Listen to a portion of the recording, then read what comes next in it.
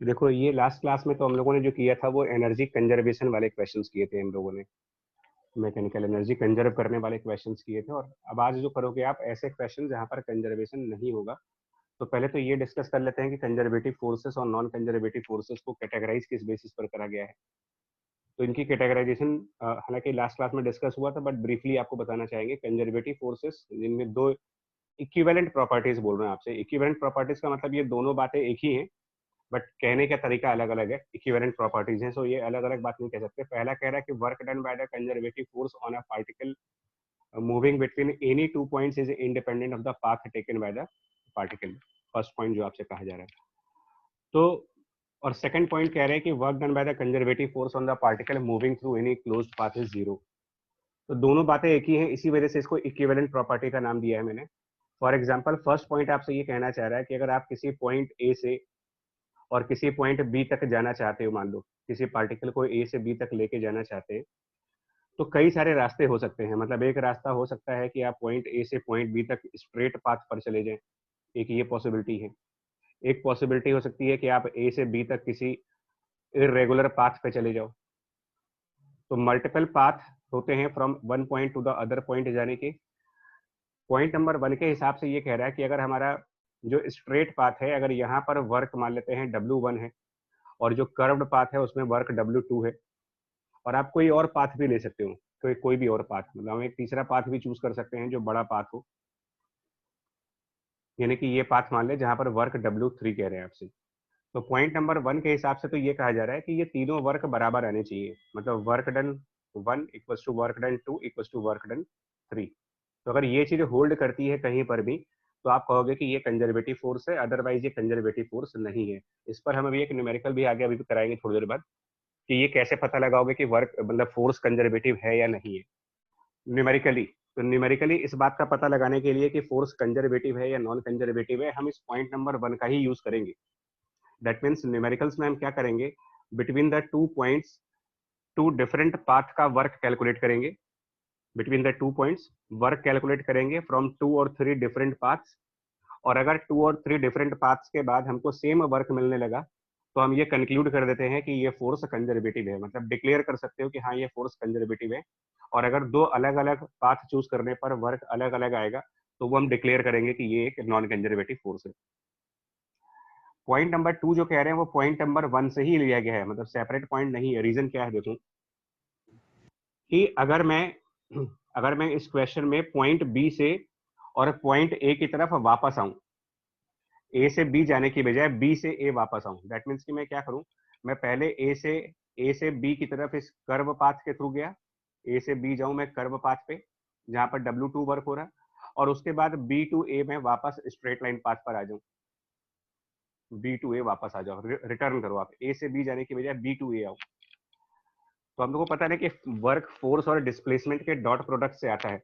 तो अगर ए से बी तक में वर्क W1 हुआ था, तो बी टू ए आने में उतना ही वर्क होगा, लेकिन -W1 कहेंगे इसको, बिकॉज सेम डिस्प्लेसमेंट हुआ, जस्ट डायरेक्शन को चेंज किया है। ए टू बी अगर W1 है, तो बी टू ए आपका -W1 हुआ।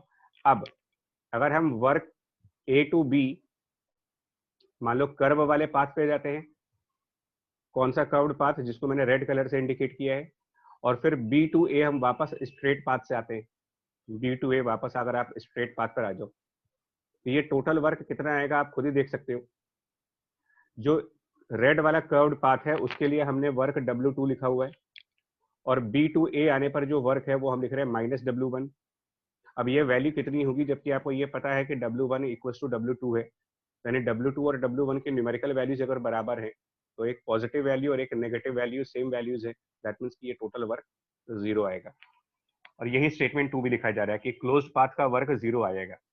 इसको मैथमेटिकली इस तरीके से भी इंटीग्रेट करते हैं कि फोर्स डॉट डिस्प्लेसमेंट, जिसको DR से डिनोट करते हो, फोर्स डॉट डिस्प्लेसमेंट का वर्क, और इस वर्क को अगर मैं इंटीग्रेट करूं फॉर एनी क्लोज पाथ, जो इंटीग्रेशन के ऊपर सर्किल है वो क्लोज पाथ को इंडिकेट करता है, then it should be equal to zero. ये इसका सिंबॉलिक रिप्रेजेंटेशन हो जाएगा। इंटीग्रेशन का मतलब आप वर्क फाइंड आउट कर रहे हो, सम ऑफ वर्क निकाल रहे हो, एंड उसमें सर्किल जो लगा रखा है उसका मतलब बेसिकली किसी क्लोज पाथ के लिए करा जा रहा है ये। इसके एग्जांपल्स में ग्रेविटेशनल फोर्स एक एग्जांपल है इसका, one example of conservative force. दूसरा एग्जांपल स्प्रिंग का है, और भी एग्जांपल्स हैं लेकिन वो आगे के चैप्टर्स में आएंगे। कोलम्बिक फोर्स का एग्जांपल आएगा, के Q1 Q2 by R square वाला फोर्स जो आप पढ़ते हो वो भी इसी के एग्जांपल में, वो भी कंजर्वेटिव फोर्सेस है। और आपके सिलेबस में फिलहाल ये तीन ही कंजर्वेटिव फोर्सेस हैं, एक ग्रेविटेशनल फोर्स, दूसरा स्प्रिंग का फोर्स, और तीसरा भी आप पढ़ोगे, अब वो 12th क्लास का पार्ट है, मतलब इलेक्ट्रोस्टैटिक का पार्ट होगा, कोलम्बिक फोर्स, तो उसको यहाँ पर डिस्कस नहीं कर रहे। और यहाँ पर इसकी एक डेफिनेशन है, ठीक है, ये डेफिनेशन पे ध्यान देना, ये इंपॉर्टेंट पार्ट है, बट ये डेफिनेशन पार्ट है इसकी। तो डेफिनेशन पार्ट में ये कहा जाता है कि work for any conservative force is initial potential energy minus final potential energy, या फिर minus times change of potential energy. Just definition है, इसमें कोई लॉजिक नहीं लगाने जा रहे हम, सिंपली इस तरीके से डिफाइन किया है इसे। सर बच्चा हाँ बताओ। सर तो इसका मतलब देखिए, इसे जब भी वर्क कैलकुलेट करते हैं तो उसमें डिस्प्लेसमेंट का टर्म होता ही है, हाँ तो हाँ, मतलब फाइनल और इनिशियल पॉइंट से मतलब पड़ेगा नहीं। सर तो मतलब ये कंजर्वेटिव उन्हीं फोर्स को बोल पाएंगे जो कांस्टेंट है, क्योंकि एस का टर्म तो आता ही है, क्योंकि वेरिएबल हुआ फिर तो जीरो आएगा नहीं। नहीं नहीं ऐसा नहीं है, कांस्टेंट फोर्स का नहीं होता, वेरिएबल फोर्स, स्प्रिंग फोर्स तो वेरिएबल होता है यार, वो भी कंजर्वेटिव कह रहे हैं। कोलम्बिक फोर्स वेरिएबल है, के Q1 Q2 by R square आता है नीचे, तो डिस्टेंस वेरी करेगा तो कोलम्ब लॉ वेरी कर जाएगा। ग्रेविटेशनल फोर्स वेरिएबल है, G m1 m2 by R square, R बदलेगा। तो ये सब वेरिएबल फोर्सेस हैं, बट फिर भी ये कंजर्वेटिव हैं, और तभी तो आप इनकी पोटेंशियल एनर्जीज के बारे में पढ़ते हो। ग्रेविटेशन की पोटेंशियल एनर्जी पढ़ते हैं, स्प्रिंग की पोटेंशियल एनर्जी पढ़ते हैं, इलेक्ट्रोस्टैटिक में दो चार्जेस के बीच का पोटेंशियल एनर्जी पढ़ते हो, कैपेसिटर की एनर्जी पढ़ते हो, मैग्नेटिज्म में इंडक्टर की एनर्जी पढ़ते हो। तो ये जहां जहां एनर्जी आप पढ़ते हो, इसका मतलब उन वहां पर जो फोर्सेस लग रही है वो सब कंजर्वेटिव फोर्सेस हैं, क्योंकि वहीं पर एनर्जी को स्टोर करने का मैकेनिज्म होता है। अदरवाइज नॉन कंजर्वेटिव फोर्सेस में एनर्जी को हम स्टोर नहीं करते हैं, मतलब वो पावर बैंक नहीं बनता वहां पर, वो एनर्जी लॉस में जाती है, मतलब परमानेंट लॉस हो जाता है, वो फर्दर स्टोर नहीं होता हमारा। Okay sir. तो हाँ बच्चा, ये कोई कंसेप्ट नहीं है कि कांस्टेंट होना जरूरी है। देखिए कांस्टेंट फोर्स कंजर्वेटिव होता है, ये बात सही है, लेकिन सारे कंजर्वेटिव फोर्स कांस्टेंट होंगे, ये बात सही नहीं है। आप ये कह सकते हो कि हाँ अगर कोई फोर्स कांस्टेंट है तो वो कंजर्वेटिव होगा, ये स्टेटमेंट ट्रू है, बट इसका रिवर्स कह दें कि अगर कोई फोर्स कंजर्वेटिव है तो इसका मतलब वो कांस्टेंट होगा, ये थोड़ा सा गलत स्टेटमेंट है, क्योंकि हमारे सामने एग्जांपल्स हैं ग्रेविटेशन और स्प्रिंग जो वेरिएबल फोर्सेस में आते हैं। अब यहाँ पर इसकी एक डेफिनेशन दी जा रही है, इसको ध्यान रखना, इस डेफिनेशन को आगे यूज करेंगे अभी। That work done by the conservative force is minus times the change of potential energy for the entire system. इसको अभी हम न्यूमेरिकल्स में एक्सप्लेन करने जा रहे हैं, बट ये जस्ट थ्योरी का पार्ट है, इसलिए इसको यहीं पर छोड़ रहे हैं। नेक्स्ट है नॉन कंजर्वेटिव फोर्सेस, ऑब्वियसली वो होंगी, a force is non conservative if it does not satisfy the properties 1 and properties 2 for the conservative forces. Same obvious ही बात है कि अगर वर्क दो अलग अलग पाथ पर अलग अलग आ रहा है तो इसका मतलब वो नॉन कंजर्वेटिव है, और अदरवाइज कंजर्वेटिव है।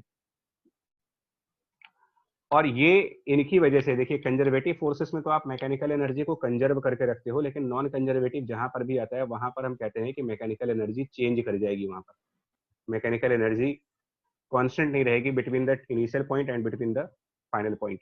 जितनी एनर्जी स्टार्टिंग में होगी उससे डिफरेंट एनर्जी आपको लास्ट वाले पॉइंट पर मिलेगी। और इसका एक रिजल्ट है, मेनली आपका नॉन कंजर्वेटिव फोर्स में, मतलब हम लोग अपने लेवल पर 12th लेवल पर जो डिस्कस करेंगे वो बेसिकली फ्रिक्शन को डिस्कस करेंगे, फ्रिक्शन को, या फिर किसी भी तरीके का रेजिस्टेंस, चाहे वो एयर का रेजिस्टेंस हो चाहे वो लिक्विड का रेजिस्टेंस हो, बस रेजिस्टेंस बाय मीडियम कह सकते हो आप। अब मीडियम में सब चीजें इन्वॉल्व हैं, लिक्विड भी इन्वॉल्व है और गैसेस भी इन्वॉल्व हैं, तो कहीं पर भी अगर रेजिस्टेंस काम करेगा तो वहां एनर्जी कंजर्व नहीं करा सकते आप, और फ्रिक्शन वर्क कर रहा है तो फिर वहां पर एनर्जी कंजर्व नहीं कराओगे। और इसके लिए इसका कंसेप्ट ये कहता है कि work done by the non conservative forces. अब ये रिजल्ट्स आपको थोड़ा ध्यान रखने पड़ेंगे यार। Work done bye non conservative forces को डिफाइन किया जाता है change of total mechanical energy, और चेंज ऑफ मैकेनिकल एनर्जी को स्प्लिट कर सकते हो दो पार्ट्स में, change of kinetic energy plus change of potential energy, और एग्जैक्टली यही चीज लिखा हुआ है आपको। तो अब आगे न्यूमेरिकल से स्टार्ट करने जा रहे हैं। न्यूमेरिकल स्टार्ट करने से पहले आपके कंसेप्ट एक बार रिवाइज कर लो सारे, और इन्हीं को ही फॉलो करेंगे। जितने भी ये कंसेप्ट्स हैं सिर्फ इनसे ही हमारे न्यूमेरिकल सॉल्व होते हैं प्रॉपर तरीके से। क्वेश्चन को एनालाइज करने के बाद 3 पॉइंट्स यहाँ पर नीचे लिखे गए हैं आपको इंपॉर्टेंट, लिखा जा रहा है generally the mechanical energy is lost in cases where kinetic friction or any kind of resistance is involved. Energy का लॉस होगा, जहां पर भी काइनेटिक फ्रिक्शन, स्टैटिक फ्रिक्शन में नहीं होगा। स्टैटिक फ्रिक्शन में सिस्टम की एनर्जी का कोई लॉस नहीं होता, एनर्जी लॉस सिर्फ काइनेटिक फ्रिक्शन के न्यूमेरिकल्स में आएगा। दूसरा, एफ के से अगर आप काइनेटिक फ्रिक्शन को डिनोट करें और डी डिनोट करें कि जो डिस्टेंस ट्रेवल किया गया है, यहाँ पर ध्यान देना डिस्टेंस की बात कर रहे हैं, डिस्प्लेसमेंट की बात नहीं कर रहे हैं। Fk denotes the kinetic friction and D is the distance moved by the point of application of friction force, then the loss in mechanical energy is minus Fk into D। अब इसे distance वाले concept को आपको समझाते हैं। Suppose आप pen से लिख रहे हो, मैं डिजिटल पेन से लिख रहा हूं, तो अगर मैं इस डिजिटल पेन को एक स्ट्रेट लाइन पर मूव करूं, मैं इस पेन को स्ट्रेट लाइन पर मूव करूं, तो ये पेन मेरा जिस सरफेस पर चल रहा होगा ना, आप अपने पेन को कॉपी पर चला रहे हो, तो आपका जो पेन का टिप पॉइंट है, उसका टिप पॉइंट, रिफिल का टिप पॉइंट और पेपर के बीच में फ्रिक्शन लग रहा है। पेपर खुरदरा होता है, रफ होता है, बिल्कुल चिकना सरफेस तो होता नहीं, और चिकने सरफेस पर आप लिख भी नहीं सकते, प्लास्टिक के ऊपर लिख के दिखाओ, पॉसिबल नहीं है। तो जब आप राइटिंग करते हो, तो आप अगर आप स्ट्रेट लाइन बनाते हो मान लो, और आपने डी लेंथ की एक लाइन बनाई, डी लेंथ की कोई लाइन ड्रॉ करी, तो जब आप अपना पेन मूव कर रहे थे, यही चीज है point of application of friction. Point of application of friction force का मतलब क्या होगा, अगर आप पेपर के ऊपर अपना पेन रखोगे ना, तो आपका पेन का टिप पॉइंट वही point of application of friction है, क्योंकि वही पॉइंट पेपर को टच कर रहा है। तो वो पॉइंट जितना डिस्टेंस आगे बढ़ेगा, मतलब डी डिस्टेंस अगर आगे बढ़ रहा है, तो हम कहेंगे minus friction multiplied by D, ये हमारा लॉस हुआ एनर्जी का।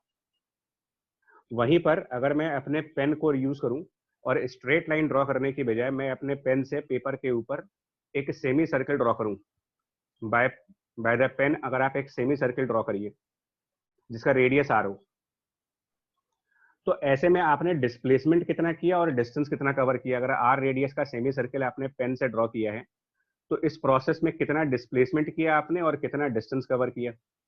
तो डिस्प्लेसमेंट ऑब्वियसली इनिशियल पॉइंट से 2r का होगा, लेकिन डिस्टेंस पूछा जाएगा तो हाफ सरकमफ्रेंस होगा पाई इंटू आर का। तो ऐसे में लॉस ऑफ एनर्जी क्या हुआ आपका, ये क्या आप अपने डिस्प्लेसमेंट से फाइंड आउट करेंगे या फिर डिस्टेंस से फाइंड आउट करेंगे। तो आंसर है हाँ, माइनस टाइम्स फ्रिक्शन जो पेन और पेपर के बीच में लगेगा, friction multiplied by distance cover करिए इसमें, which is pi multiplied by R. इसीलिए यहाँ पर लिखा है डी इज द डिस्टेंस। यहाँ पर स्टूडेंट्स थोड़ा सा कंफ्यूज कर जाते हैं, वो लगता है उनको कि डिस्प्लेसमेंट हो गया। ये फ्रिक्शन के वर्क में डिस्टेंस कंसीडर होता है, डिस्प्लेसमेंट कंसीडर नहीं करते हैं। एक और एग्जांपल दिखाते हैं तुम्हें इसका। सपोज दैट हम लोग किसी बॉडी को इंक्लाइंड प्लेन पर, मान लो कोई बॉडी है और वो ऊपर जाकर के वापस नीचे आ रही है, ठीक है। मतलब अगर हम यहाँ पर कोई एक ऑब्जेक्ट लें और इस ऑब्जेक्ट को थ्रो करें v वेलोसिटी से या किसी भी वेलोसिटी से, और ये बॉडी इस इंक्लाइंड प्लेन पर स्लाइड करके ऊपर जाए, मान लो l डिस्टेंस गई और वापस l डिस्टेंस नीचे आ गई, वापस फिर नीचे आई, तो डिस्प्लेसमेंट कितना किया इसने, जीरो। लेकिन वर्क बाय फ्रिक्शन यानी लॉस ऑफ एनर्जी पूछेंगे तो क्या लिखोगे, तो आंसर हो जाएगा माइनस फ्रिक्शन, हाँ डिस्टेंस लिखेंगे। तो l डिस्टेंस ऊपर गए और l डिस्टेंस वापस नीचे आ गए, तो minus F multiplied by 2 times of l, ये हमारा टोटल लॉस ऑफ एनर्जी होगा जब हम वापस लौट करके उस पॉइंट पर आएंगे तब। तो जितने रेजिस्टेंस वाले केसेस होंगे स्पेशली फ्रिक्शन में, बिकॉज आप फ्रिक्शन को ही डील करोगे, मैकेनिक्स पढ़ रहे हो अभी, तो इसके अलावा तो कुछ आएगा नहीं, एट प्रेजेंट तो कुछ नहीं आएगा, आगे चल के भले आ जाए। तो फ्रिक्शन के वर्क में डिस्टेंस का कंसेप्ट इन्वॉल्वमेंट है, ना कि डिस्प्लेसमेंट का कंसेप्ट इन्वॉल्वमेंट है। और इसीलिए अगर कोई कहे आपसे फ्रिक्शन को नॉन कंजर्वेटिव क्यों कह रहे हो आप, क्योंकि जीरो डिस्प्लेसमेंट होने के बावजूद भी वर्क डन जीरो नहीं आ रहा इसका। जिस पॉइंट से बॉडी स्टार्ट हुई वापस उसी पॉइंट पर बॉडी आई, फिर भी हमारा वर्क डन जीरो नहीं है। यानी कि अगर एक स्टेटमेंट आपको ये दिया जाए कि क्या ये जरूरी है कि जीरो डिस्प्लेसमेंट होने पर वर्क डन जीरो आएगा। कई लोग, हम लोग ये समझते हैं कि वर्क बराबर फोर्स इनटू डिस्प्लेसमेंट, एक बेसिक सा नॉलेज। तो हमारे मन में एक कंसेप्ट ये बन जाता है कि जब भी जीरो डिस्प्लेसमेंट होगा वर्क डन जीरो हो जाएगा। क्या ये चीज सही है यहाँ पर? No sir, no sir. Friction के केस में सही नहीं है, क्योंकि फ्रिक्शन के वर्क में डिस्टेंस का टर्म आता है, ना कि डिस्प्लेसमेंट का टर्म आता है। तो डिस्टेंस तो कभी भी जीरो नहीं होगी, अगर एक बॉडी मोशन में है तो उसका डिस्टेंस जीरो तो कभी नहीं होगा। So zero displacement does not mean zero work, and yes, if for the zero displacement the work done is zero, if somehow for the zero displacement the work done becomes zero, then that is conservative force. And for zero displacement, if the work done is non-zero, then it is non-conservative force. And friction इसका example होगा. और तीसरा point अभी numerical में इसको भी समझाएंगे. ठीक है, एक तरीके से ये जो नोट्स होते हैं ना, ये आपके रिवीजन नोट्स में बार बार कह रहा हूँ कि फाइनली आप कभी फिजिक्स को रिवाइज करना चाहोगे तो बड़े रजिस्टर्स की जगह पर सिंगल पेजेस में कंसेप्ट है आपके. In case of two block system the distance D means the relative distance. ये कंसेप्ट. तो इसके लिए थोड़ा सा वेट करो आप. एक एग्जाम्पल है मेरे पास, आज ही कराएंगे उसको. Wait for example.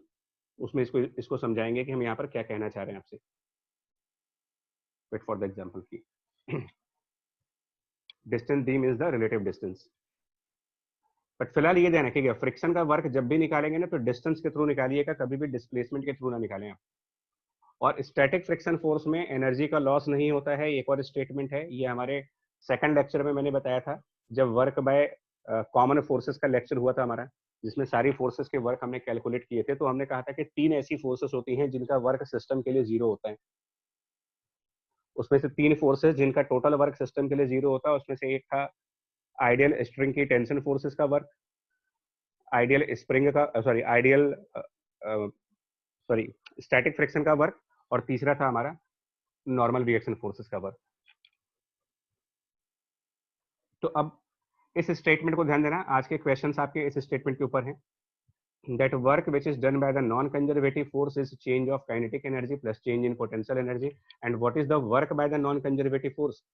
तो क्योंकि हम फ्रिक्शन डील करने वाले हैं क्वेश्चंस में, तो जहां पर work by non conservative force होगा वहां पर आप पुट कर देना minus kinetic friction multiplied by D. D मतलब डिस्टेंस. यानी कुल मिलाकर के आपके न्यूमेरिकल के लिए क्या बनने जा रहा है, minus times kinetic friction multiplied by the total distance equal to change of kinetic energy and plus change of potential energy. Through examples देखो इसको. बट उसके पहले ये क्विज है, थोड़ा सा इसको देख लें कंसेप्ट को समझने के लिए. पहला कह रहे हैं block of mass m is projected across the horizontal surface with the initial speed v. It slides until it stops due to the friction force between the block and the surface. The same block is now projected across the horizontal surface with the speed of 2v. When the block has come to rest, how does the distance from the projection point compare to the first case?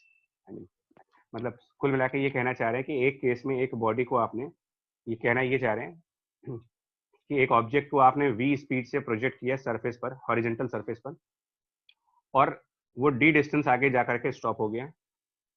यहाँ से d distance आगे गया और वहां जाकर के stop कर गया वो. तो अगर हम इसको 2v स्पीड से प्रोजेक्ट करते तो कितनी डिस्टेंस पर जाकर के स्टॉप करता वो. तो देखिए, अगर बॉडी स्टॉप हो गई तो जब उसने स्टार्ट किया था तब उसके पास एनर्जी क्या थी, तो उसके पास एनर्जी थी 1/2m इंटू वी स्क्वायर. और जब बॉडी स्टॉप हो गई तो उसके पास एनर्जी 0 हो गई. और हमने पीछे आपको एक स्टेटमेंट दे रखा है जिसको आप हमेशा फॉलो करते रहिए, that minus times friction multiplied by the distance should be equal to final energy minus initial energy. ये स्टेटमेंट हमेशा ध्यान रखना.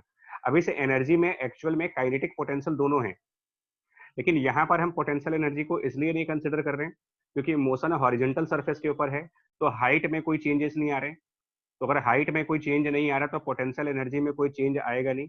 तो सारा का सारा चेंज काइनेटिक एनर्जी का होगा. और इस हिसाब से क्या बनेगा हमारे पास, minus times friction multiplied by D should be equal to final energy 0 minus initial energy half M V square. And that means की जो डिस्टेंस है जहां पर वो स्टॉप करेगा वो M V square divided by twice of friction force F. ये answer आएगा इसका. अब इससे अपना आंसर देख लो आप कि अगर आप उसको डबल स्पीड से प्रोजेक्ट करेंगे तो उसकी जो नई डिस्टेंस होगी स्टॉप करने की, क्लियर दिख रहा है आपको यहाँ पर कि जो स्टॉपिंग डिस्टेंस डी है वो प्रोपोर्शनल आ रहा है वी स्क्वायर के.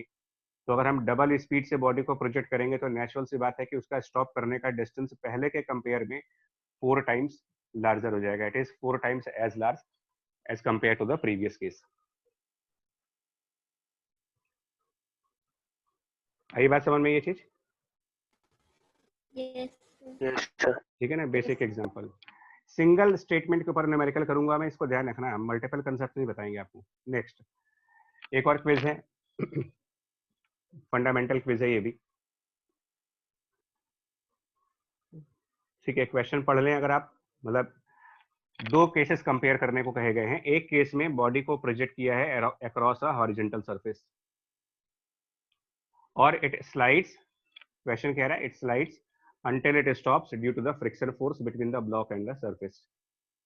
उसके बाद क्या कह रहे हैं, the surface is now tilted at 30 degree angle, block is projected up the surface with the same initial speed, assume that the friction force remains the same as when the block was sliding on the horizontal surface. When the block comes to rest momentarily, how does the decrease in mechanical energy of the block, surface, earth? System देखो यहाँ पर क्या है, system में तीन चीजें involve की गई हैं, ब्लॉक, सरफेस, अर्थ, ये तीनों को मिला करके सिस्टम माना गया है। अब बताओ, कहना ये चाह रहे हैं कि जो लॉस होगा एनर्जी का वो हॉरिजॉन्टल सरफेस पर ज्यादा होगा या इंक्लाइंड सरफेस पर ज्यादा होगा? हॉरिजॉन्टल पे। ठीक है, हाँ, मतलब देखो कैसे होगा, एक बार कहना चाह रहे हैं कि वो हॉरिजॉन्टल सरफेस है और एक बार कहना चाह रहे हैं कि हम इंक्लाइंड सरफेस पे जा रहे हैं जो कि 30 डिग्री के एंगल पर है। दो केसेस को कंपेयर करने हैं आपको, तो एक बार आप यहाँ 30 डिग्री के एंगल पर जा रहे हो, एक बार एक हॉरिजॉन्टल सरफेस पे जा रहे हो।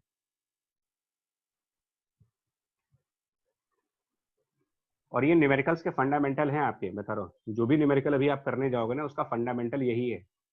ये जो क्विजेस होती है बेसिकली फंडामेंटल्स के लिए होती है।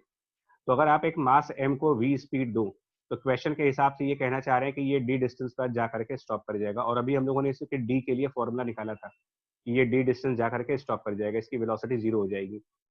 तो जस्ट नाउ अभी आपने फॉर्मूला निकाला था कि इसमें लॉस क्या हुआ हमारा, तो लॉस ऑफ एनर्जी हुआ हाफ m v स्क्वायर। दूसरे केस में आप बॉडी को उतनी ही स्पीड से प्रोवाइड कर रहे हो, v स्पीड से, सेम मास सेम स्पीड, लेकिन अब फ्रिक्शन लग रहा है यहाँ पर,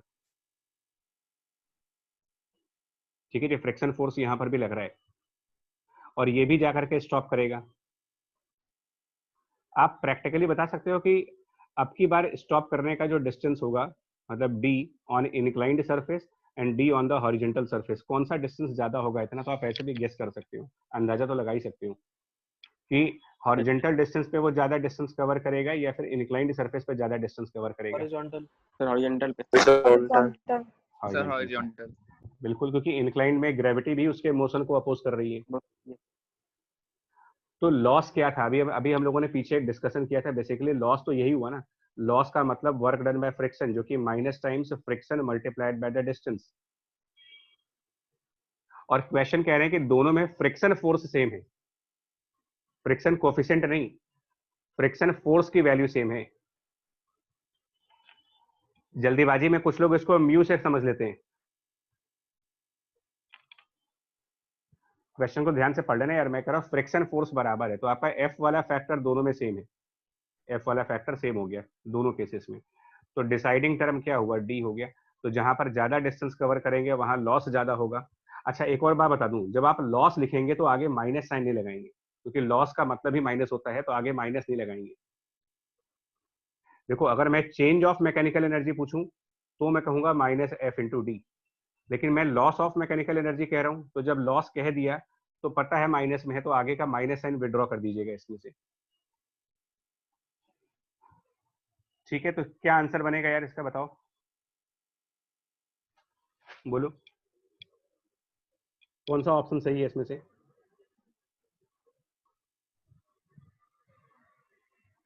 हाँ जी, कौन सा है? बोले ए बी सी डी में से ऑप्शन दो, कौन सा होगा? सर सी। स्मॉलर। ठीक है, और अगर इक्वेशन बनाना चाहें तो क्या होगा? मान लो अगर हमको ये डिस्टेंस निकालनी है तो क्या इक्वेशन होगा? तो आप देखो इक्वेशंस कैसे बनाते हैं हम लोग, ये न्यूमेरिकल्स भी है एक तरीके से, आप इसी को न्यूमेरिकल्स में कन्वर्ट कर लो। देखो इक्वेशंस कैसे बनाओगे, सुनो। पहले वाली की इक्वेशन, एक ही मेरे पास रूल है, that minus times friction multiplied by the distance should B change of energy. Horizontal surface पर चेंज ऑफ एनर्जी निकालेंगे तो फाइनल एनर्जी 0 में से initial energy half m v square, ये हॉरिजॉन्टल सरफेस की इक्वेशन हो गई। इंक्लाइंड सरफेस पर जब इक्वेशन निकालनी पड़ेगी तो अगेन सेम प्रोसेस है, minus F multiplied by D, but अब की बार चेंज ऑफ काइनेटिक एनर्जी निकालेंगे plus change of potential energy भी निकालेंगे। पिछले वाले में आपने काइनेटिक एनर्जी पोटेंशियल एनर्जी इसलिए कंसिडर नहीं किया है क्योंकि हाइट अपनी बदल रही थी, इंक्लाइंड सरफेसेस पर हाइट भी बदल जाएगी।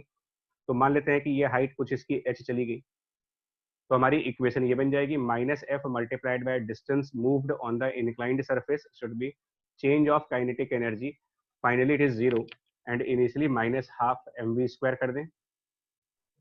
Change of potential energy, ground को रेफरेंस मान लें अगर, तो फाइनल पोटेंशियल एनर्जी इसकी mg कैपिटल H और इनिशियल पोटेंशियल एनर्जी 0। ये इसका न्यूमेरिकल अगर आप करना चाहोगे तो न्यूमेरिकल में इक्वेशंस ऐसे बन जाएगी इसकी।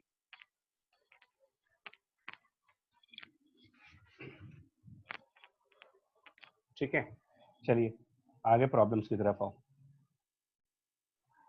इसमें उसमें अभी जस्ट पीछे जो क्विज थी उसमें बॉडी इंक्लाइंड प्लेन के ऊपर जा रही थी, इसमें इंक्लाइंड प्लेन पर नीचे आ रही है। तो इनिशियल वेलोसिटी यहाँ 0 है, स्टार्ट कर रहे टॉप साइड से, डी दे रखा है, मतलब इंक्लाइंड प्लेन की लेंथ गिवन है 1 मीटर की, हाइट इतनी दे रखी है और ये एंगल दे रखा है। सिंपली से पूछा गया कि फाइनल वेलोसिटी क्या बनेगी इसकी, ये क्वेश्चन है। और यहाँ पर फ्रिक्शन लग रहा है, यहाँ रफ सरफेस है ये क्वेश्चन के हिसाब से। क्वेश्चन में फ्रिक्शन की वैल्यू भी दी गई है 5 न्यूटन। तो हम स्ट्रेट फॉरवर्ड, जहां फ्रिक्शन इन्वॉल्व हो जाए वहां पर आप सिंपल, फ्रिक्शन इन्वॉल्व है, आप एक सिंपल सा स्टेटमेंट लिखो, -f इंटू डी बराबर change of kinetic energy plus change of potential energy. Straight forward, आपको जस्ट एक लाइन में 2 लाइन में सोल्यूशन मिल जाएंगे। तो माइनस फ्रिक्शन की वैल्यू 5 न्यूटन की है, डिस्टेंस, तो डिस्टेंस यहाँ 1 मीटर का कवर कर रहे हैं। Change of kinetic energy, finally इसकी वैल्यू 12 mv² हो जाएगी। मास इसमें 3 किलोग्राम इंटू वी फाइनल का स्क्वायर, और इनिशियल काइनेटिक एनर्जी 0 थी, 0 वेलोसिटी से स्टार्ट हुआ, तो ये आपका change of kinetic energy and plus change of potential energy.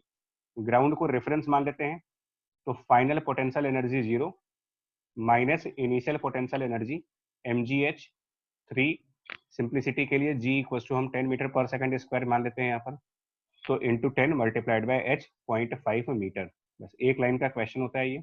Work energy theorem या फिर ये जो क्वेश्चंस करते हो ना आप, ये न्यूटन लॉ से ज्यादा सिंपल पढ़ते हैं आपको, बिकॉज विद इन 1 और 2 लाइन आपकी पूरी इक्वेशन बन जाती है और डायरेक्टली इसका आंसर मिल जाएगा, आपको फाइनल स्पीड की वैल्यू मिल जाएगी। ठीक है बच्चे, बोलो इक्वेशन समझ पा रहे हो आप? यस हम आज बिल्कुल हम ये सिर्फ यही लगाएंगे आज। हम आपको सिर्फ ये समझाना चाह रहे हैं कि जहां फ्रिक्शन आ जाए वहां पर ये इक्वेशन लगा दो, और जहां फ्रिक्शन नहीं है ना वहां ऑटोमेटिकली लेफ्ट साइड 0 हो गया। अगर फ्रिक्शन है नहीं तो F इक्वल टू 0, तो वो automatically change conservation of energy हो गया कि change of kinetic energy plus change of potential energy equal to 0। Numericals के लिए मोर देन सफिशिएंट है, मोर देन सफिशिएंट। और एग्जांपल दिखाता हूं अभी आपको। A block of mass m is thrown in air with the speed v1 from the height h1 and it is caught at the height of h2 when its speed is v2. Find the work done by air resistance. तो ये भी वही चीज हो गई, work by resistance non conservative है, resistance मतलब non conservative force. तो आपको क्या पूछा जा रहा है, work done by air resistance, यानी कि work done bye non conservative force पूछ रहे हो आप। तो अभी पीछे इसके कंसेप्ट को कहा था कि work by any non conservative force निकालने का सीधा तरीका है change of kinetic energy and plus change of potential energy. तो काइनेटिक एनर्जी में क्या चेंज हुआ, v1 स्पीड से वो v2 स्पीड पर पहुंच गया, फ्रॉम v1 टू v2, तो change of kinetic energy half m v2 square minus v1 square. And potential energy में क्या चेंज आया, तो वो h1 हाइट से जाकर के h2 हाइट पे चला गया, तो simply mg multiplied by h2 minus h1, खत्म। Work done bye non conservative force. ठीक है, नेक्स्ट इसमें देखो आप, ये भी वैसा ही क्वेश्चन है, ये भी एलिमेंट्री क्वेश्चन है। अभी मास m को ऊपर फेंका जा रहा है, mass m thrown vertically upward with initial velocity v0, constant force capital F due to air resistance, और वो अपोजिट है बॉडी के मोशन के। तो what is the velocity of the body at a height small h above the surface during ascent. क्या करना चाहिए, देखो क्या करना चाहिए इस क्वेश्चन में, बताएंगे पता सिंगल सा स्टेटमेंट फॉलो करिए, मल्टीपल कंफ्यूजन करने का कोई पॉइंट नहीं है। क्वेश्चन कहना चाह रहे हैं एक बॉडी को हमने ऊपर फेंका विद v0 वेलोसिटी, उसमें एयर का रेजिस्टेंस नीचे की तरफ लग रहा है कैपिटल F, तो रेजिस्टेंस मतलब नॉन कंजर्वेटिव फोर्स, फ्रिक्शन जैसा हुआ ये। और वो कहना ये चाह रहे हैं कि जब वो स्मॉल h हाइट पर होगी तो क्या वेलोसिटी होगी इसकी। जब यहाँ से h हाइट पे चले जाएंगे। तो हमें तो सिर्फ एक चीज पता है यार, हमें सिर्फ एक ही बात पता है कि इसके क्वेश्चन निकालने का तरीका होता है कि minus times friction multiplied by the distance equal to change of kinetic energy and plus change of potential energy, सीधा सा रूल।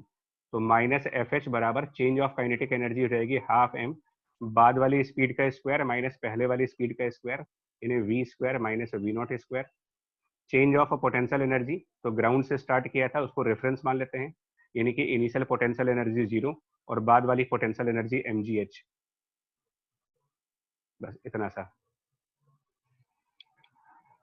देखो इससे क्या हो रहा है ना, आपकी स्पीड बिल्डिंग भी होगी यार, मैं बता रहा हूँ। अगर आप इस स्टेटमेंट को समझ जाओगे तो स्पीड बिल्डिंग हो जाएगी। क्वेश्चन जो है 1 मिनट या 1.5 मिनट के रह जाएंगे सर।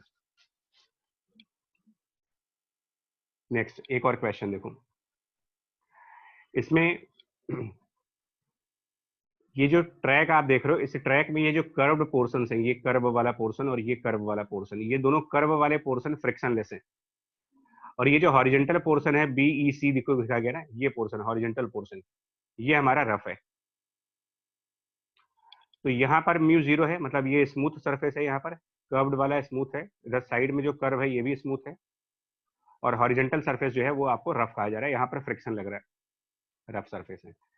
पॉइंट ए से एक बॉडी स्टार्ट होती है 0 वेलोसिटी से, स्टार्ट एट रेस्ट। क्वेश्चन में लिखा है वो, आप तब तक साइड बाय साइड क्वेश्चन पढ़ते रहो, ठीक है। लेंथ वगैरह सब दे रखी है। जो ये फ्लैट पोर्शन है उसकी लेंथ 3 मीटर के बराबर है। Curved portions of the tracks are frictionless. Coefficient of friction यहाँ 0.2 दे रखा है हॉरिजॉन्टल सरफेस के ऊपर, और पार्टिकल को पॉइंट ए से रिलीज किया गया जहां पर हाइट की वैल्यू 1.5 मीटर है। Where does the particle finally stops. अब हमको ये पता है कि इस क्वेश्चन में फ्रिक्शन लग रहा है, तो हम सीधा सीधा एक कंसेप्ट लगाएंगे, minus times friction multiplied by D is change of kinetic energy and plus change of potential energy. Change of kinetic energy में मतलब मैं लिख दे रहा हूं एक बार, K final minus K initial basically करना है तुमको, K final minus K initial, और plus change of potential energy भी U final minus U initial. तो फाइनल काइनेटिक एनर्जी क्या होगी? क्वेश्चन खुद कह रहा है कि particle finally comes to rest 0। Initial kinetic energy क्या होगी? तो जब पॉइंट ए से स्टार्ट किया गया था तब भी हम रेस्ट पे थे, 0। फाइनल पोटेंशियल एनर्जी क्या होगी? तो इतना तो आप बता सकते हो ना कि ये स्टॉप कर्व्ड पोर्शन पे करेगा या हॉरिजॉन्टल पोर्शन पे करेगा। अगर कर्व पोर्शन से फ्रिक्शन लेस है तो इतना तो आप बेसिक इंट्यूशन लगा सकते हो कि ये बॉडी कहां पर रुकेगी। क्या ये फाइनली इनके कर्व पोर्शंस पर स्टॉप कर सकती है जहां फ्रिक्शन नहीं है? नहीं। तो इसका मतलब फाइनली स्टॉप तो आप इस हॉरिजॉन्टल पोर्शन पे करोगे। तो अगर फाइनली हम हॉरिजॉन्टल पोर्शन पर स्टॉप करेंगे तो यू फाइनल भी 0 हो गया, और इनिशियल पोटेंशियल एनर्जी जो होगी वो पॉइंट ए के करस्पॉन्डिंग होगी जो कि एच हाइट पर है, पॉइंट ए एच हाइट पर है। तो ये mgh मास इंटू ग्रेविटी 10 मानते हैं, और h 1.5, इतना हो गया आंसर आपका। और हम फ्रिक्शन को क्या लिखेंगे यहाँ पर, मतलब ये d और इधर माइनस और फ्रिक्शन, तो फ्रिक्शन को रिप्लेस करके आप mu into normal reaction, friction horizontal surface पर mu into normal. Now minus mu की वैल्यू दे रखी है हमें 0.2, नॉर्मल की वैल्यू हॉरिजॉन्टल सरफेस पर होगी mass into gravity m into G, और राइट साइड पर आपका minus m into 15, mm cancel, minus minus cancel. इसका मतलब क्या होगा, जो d आएगा, सॉरी यहाँ पर एक d रह जाएगा, this multiplied by d, d की वैल्यू यहाँ से मिल जाएगी 7.5 मीटर। लेकिन मैंने भी स्टार्टिंग में आपको समझाया था कि d यहाँ पर क्या डिनोट करता है। फ्रिक्शन के साथ जो d आता है वो डिनोट किस चीज को करता है आपका, ये डिस्प्लेसमेंट है या फिर डिस्टेंस है, जो टर्म ऑफ डिस्टेंस है। तो इसका मतलब फ्रिक्शन वाले सरफेस पर आपको 7.5 मीटर का डिस्टेंस कवर करना पड़ेगा। 7.5 मीटर की डिस्टेंस कवर करनी है फ्रिक्शन वाले सरफेस पर। लेकिन फ्रिक्शन वाले सरफेस की लेंथ सिर्फ कितनी दे रखी है आपको, 1.5 मीटर, मतलब ये लेंथ 1.5 मीटर है। तो 7.5 मीटर का डिस्टेंस कैसे कवर होगा? इस तरीके से होगा, ब्लॉक पहले बी से सी जाएगा, फिर सी से बी आएगा, सॉरी 3 मीटर है, ठीक है। तो 7.5 मीटर कैसे होगा? बी टू सी एक बार जाएंगे तो 3 मीटर, सी टू बी दोबारा आएंगे 6 मीटर। डिस्टेंस, डिस्प्लेसमेंट नहीं कह रहा हूं मैं, 3 मीटर फॉरवर्ड, फिर 3 मीटर बैकवर्ड, और फिर 1.5 मीटर फॉरवर्ड चले जाओ, 7.5 मीटर आ जाएगा। मतलब एक्चुअली ये ऑसिलेट करेगा ना, ये पॉइंट ए से स्टार्ट करके जाएगा, फिर हॉरिजॉन्टल सरफेस को क्रॉस करके दूसरी तरफ किसी हाइट पर जाएगा, फिर वहां से वापस आएगा, फिर हॉरिजॉन्टल सरफेस पर जाकर के टुवर्ड्स पॉइंट ए जाएगा, फिर पॉइंट ए से वापस वो नीचे की तरफ स्लाइड करेगा। तो वो बी टू सी वाली सरफेस को कई बार क्रॉस करेगा, और कुल मिलाकर के 7.5 मीटर का डिस्टेंस कवर करना है उसको। तो इसका मतलब क्या हुआ फाइनली, कि it will stop at mid point of B to C. Sir sir लेकिन फ्रिक्शन तो सिर्फ 3 मीटर वाले पार्ट में एक्ट कर रहा है ना सर, इसमें कर्ड वाला पार्ट भी इंक्लूड करेंगे क्या, ये जो डी वाला आ रहा है वो? नहीं नहीं, कहाँ बोल रहा हूँ आपसे कि डिस्टेंस अगेंस्ट फ्रिक्शन है यार, ये डिस्टेंस अगेंस्ट फ्रिक्शन है आपका। तो फ्रिक्शन मतलब फ्रिक्शन वाले पोर्शन पे आपको 7.5 मीटर का डिस्टेंस कवर करना है। तो यही तो समझा रहा हूँ कि फ्रिक्शन वाला पोर्शन सिर्फ हॉरिजॉन्टल है, तो इस हॉरिजॉन्टल पोर्शन पर आपको 7.5 मीटर चलना है। तो कैसे चलोगे 7.5 मीटर, जबकि इसकी लेंथ ही 3 मीटर की है, इसकी लेंथ ही 3 मीटर की है, इस पे 7.5 मीटर हम कैसे चल सकते हैं? तो इस तरीके से चलो आप, 3 मीटर फॉरवर्ड, 3 मीटर बैकवर्ड, फिर 1.5 मीटर फॉरवर्ड, हो जाएगा 7.5 मीटर। डी जो है वो टोटल डिस्टेंस थोड़ी है, टोटल डिस्टेंस लोगे फिर तो कर्व सरफेस का भी डिस्टेंस आएगा। और यही कंसेप्ट में समझा, अभी मैंने आपको पेन वाला एग्जांपल दिया था, सर्किल वाला, तो वो इसीलिए लिया था कि डी का मतलब जहां फ्रिक्शन लग रहा उस जगह पर आपको कितनी डिस्टेंस कवर करनी है। आंसर आ रहा 7.5 मीटर का। सर हाँ जी पूछो। सर इसमें अगर क्वेश्चन में पूछता कि रेस्ट में आने से पहले पहले पार्टिकल कितना डिस्टेंस कवर करता, तो क्या यही बताएंगे 7.5 मीटर की नहीं स्मूथ वाला भी? डिस्टेंस, पार्टिकल का डिस्टेंस अलग है यार, तो पार्टिकल तो ज्यादा डिस्टेंस कवर कर रहा है। पार्टिकल पहले इस कर्व सरफेस पर डिस्टेंस कवर करेगा, हॉरिजॉन्टल पे कवर करेगा, फिर डी पर जाएगा, तो पार्टिकल एक्चुअल में तो डिस्टेंस बहुत ज्यादा कवर कर रहा होगा। Yes sir. लेकिन इस इक्वेशन में जो डिस्टेंस है, मैं फिर बोल रहा हूँ, ये डिस्टेंस आपका सिर्फ फ्रिक्शन के साथ में कितना डिस्टेंस आपने कवर किया है, मतलब फ्रिक्शन जहां लग रहा था वो डिस्टेंस कितनी है। ये मोशन का डिस्टेंस नहीं है, पूरा डिस्टेंस नहीं है यहाँ पर। क्लियर हुआ? अभी भी हो गया सभी क्लियर? Yes sir. नेक्स्ट देखो, अब यहाँ पर कोई लेडी है, वो स्नो ट्रैक के ऊपर स्काइंग वाला कंसेप्ट है कि पॉइंट ए से वो स्लाइड करके नीचे की तरफ आना है उसको, और फिर बी टू सी जाना है। अब इस कंसेप्ट को फिर समझना, आप पढ़ सकते हो। आप square start from rest at the top, मतलब मैक्सिमम आंसर तो आपके न्यूमेरिकल के अंदर होते हैं यार। अगर आप लैंग्वेजेस को पढ़ना स्टार्ट कर दो तो स्टार्ट फ्रॉम रेस्ट मतलब kinetic energy zero, top of frictionless inclined of height 20 metre,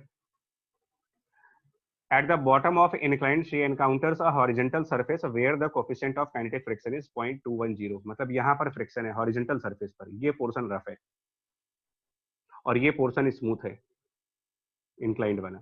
ये क्वेश्चन कह रहा है how far does she travel on the horizontal surface before coming to rest if she simply comes to a stop, finally stop कर गई, अंग्रेजी छोड़ दे इसमें। तो मैं तो फिर एक ही स्टेटमेंट जानता हूँ यार कि minus times friction multiplied by the distance equals to change of kinetic energy plus change of potential energy. इसी स्टेटमेंट को हमको लगाना है बार बार। अब काइनेटिक एनर्जी में क्या चेंज है, तो फाइनली वो स्टॉप हो गया, मतलब पॉइंट सी पे जाकर के वो लेडी स्टॉप हो गई, और पॉइंट ए पर जब स्टार्ट हुई थी तो रेस्ट पे थी, तो रेस्ट से और स्टॉप जा रहे हो आप, तो change of kinetic energy zero. Potential energy का चेंज देखो, जब वो स्टार्ट हुई थी लेडी तो वो 20 मीटर की हाइट पर, यानी कि potential energy mg into height 20, और फाइनली वो ग्राउंड पर है जहां पर पोटेंशियल एनर्जी जीरो मानते हो आप। अब फ्रिक्शन, तो फ्रिक्शन तो इस हॉरिजॉन्टल सरफेस पर लगेगा, तो वो म्यू मल्टीप्लाइड बाय नॉर्मल यानी कि mg। अब एक बार फिर समझो आप, टोटल डिस्टेंस तो इसने बहुत ज्यादा कवर करी, टोटल डिस्टेंस में तो ये इंक्लाइंड वाली डिस्टेंस भी आएगी और हॉरिजॉन्टल वाली डिस्टेंस भी आएगी, ये दोनों डिस्टेंसेस आएंगी।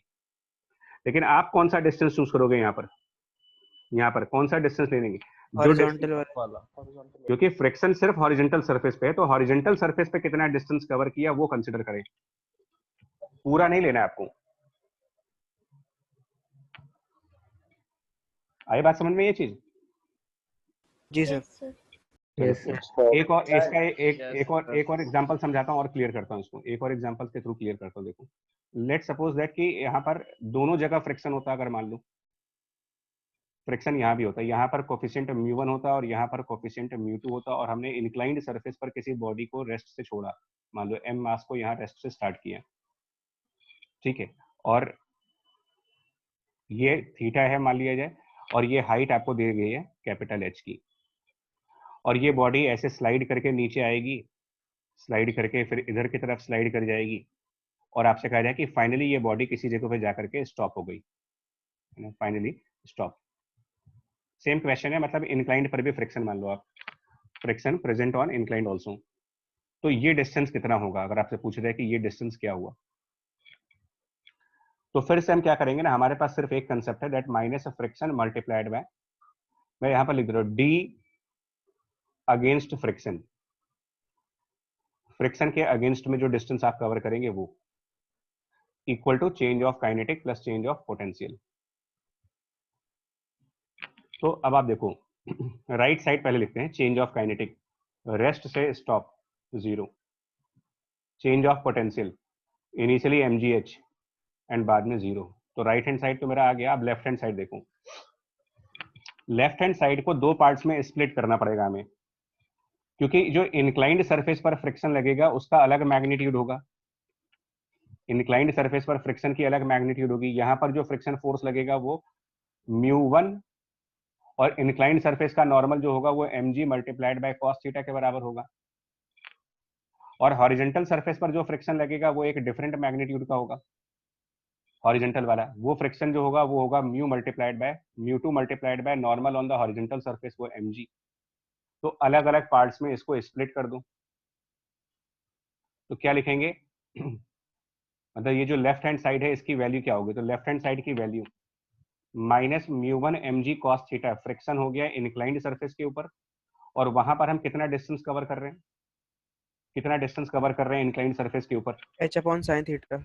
हाँ जी, तो ये डिस्टेंस इंक्लाइंड वाली डिस्टेंस, अब वो h और थीटा के फॉर्म में लाओगे ट्रिग्नोमेट्री के थ्रू, तो वो h divided by sine theta, फिर माइनस हॉरिजॉन्टल सरफेस का फ्रिक्शन वो लिखेंगे μ2 mg, और हॉरिजॉन्टल सरफेस के फ्रिक्शन के साथ आप d डिस्टेंस कवर कर रहे हो तो इनटू d, ये आपका लेफ्ट हैंड साइड हो गया, और इसको इक्वल कर दो राइट हैंड साइड mgh के बराबर के, mgh नहीं होगा right hand side, minus mgh होगा एक्चुअली, सॉरी ये माइनस mgh होगा, क्योंकि जो पोटेंशियल एनर्जी का चेंज निकालेंगे तो उसमें फाइनल माइनस इनिशियल करेंगे, और फाइनल 0 है, u फाइनल 0 है क्योंकि हम ग्राउंड पर हैं, और u इनिशियली पोटेंशियल एनर्जी की वैल्यू mgh के बराबर है क्योंकि h हाइट पर थे।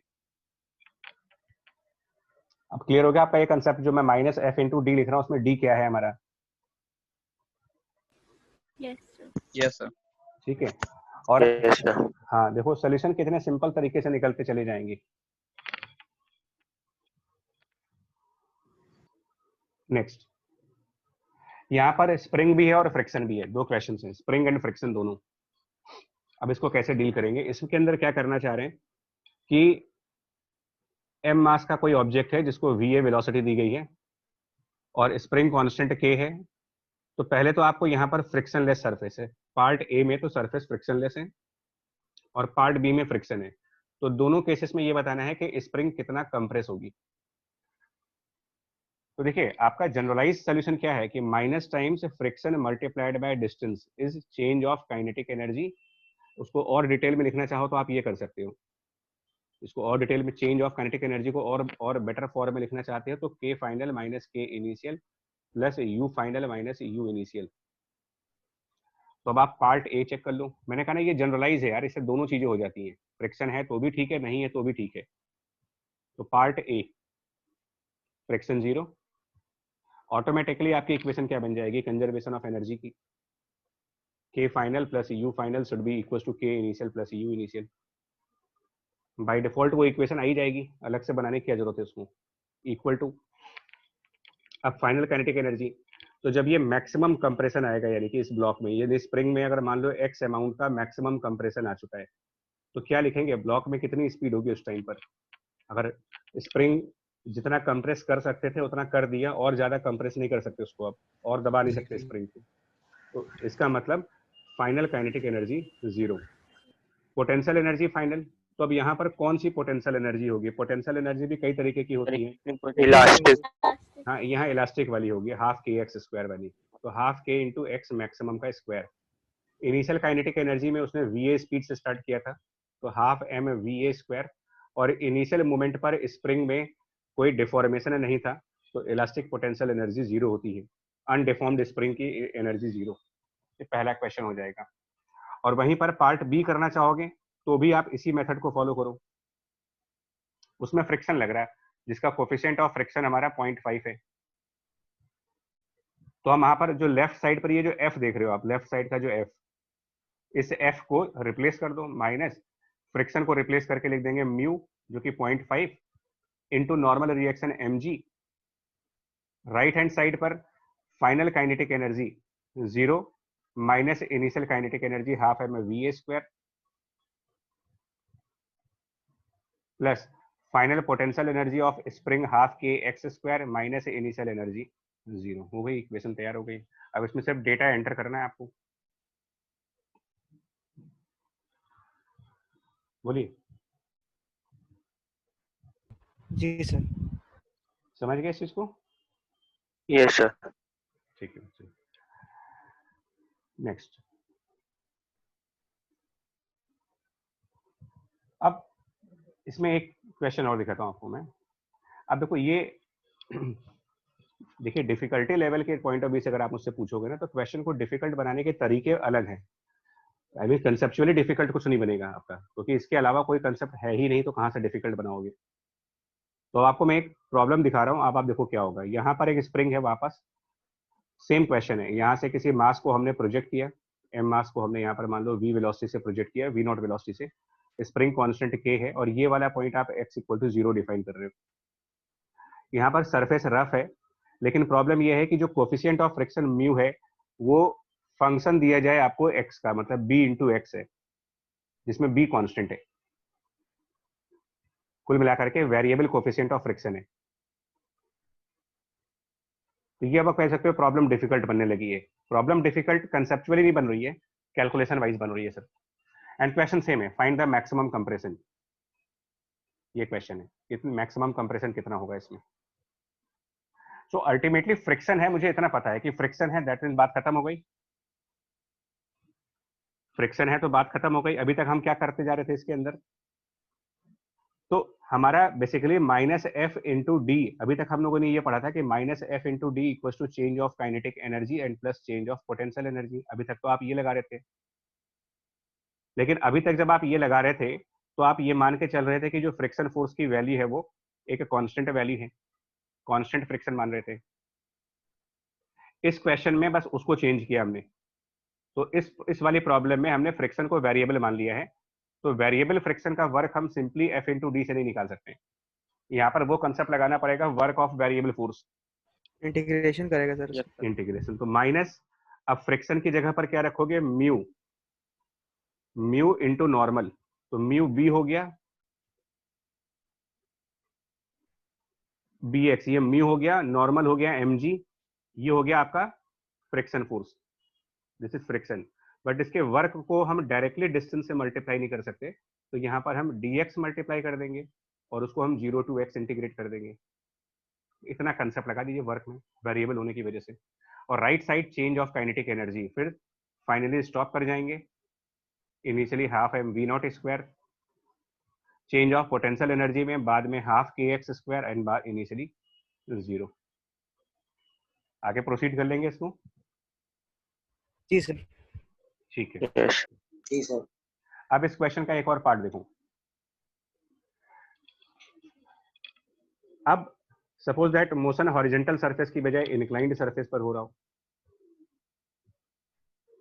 तो भी कोई प्रॉब्लम नहीं है। अगर थीटा एंगल से इंक्लाइंड सरफेस है और यहाँ पर स्प्रिंग लगी हो और यहाँ पर कोई ब्लॉक आकर के कंप्रेस करे, और ये बड़ा फेमस क्वेश्चन है एचसीबी का, और कई किताबों में मिलेगा तुमको, यही सब क्वेश्चन आने हैं। तो हमने यहाँ पर एक स्प्रिंग लगा दी मान लीजिए कांस्टेंट के की, और ऊपर से हम लोगों ने यहाँ कहीं से एक ब्लॉक को रिलीज किया, मान ली एम मास के ब्लॉक को रिलीज किया।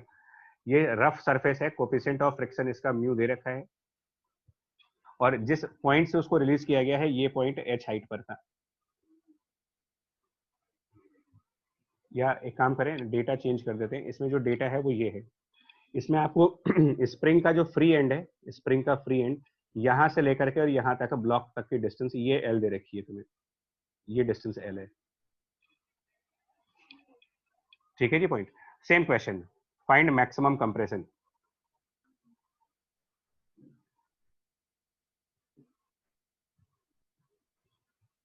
और ये हाँ रेस्ट से स्टार्ट हुआ, ये आपको बता दें, ये बॉडी रेस्ट से स्टार्ट हो रही है, स्टार्ट फ्रॉम द रेस्ट है, और मैक्सिमम कंप्रेशन निकालना है, कोई दिक्कत नहीं।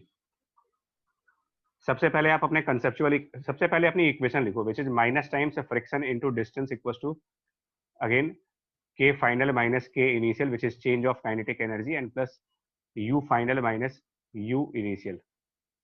बस इतना लिखो आप, हर बार यही करना है, जितनी बार क्वेश्चन आएगा उतनी बार यही काम करेंगे, कुछ नया करने के लिए है ही नहीं हमारे पास।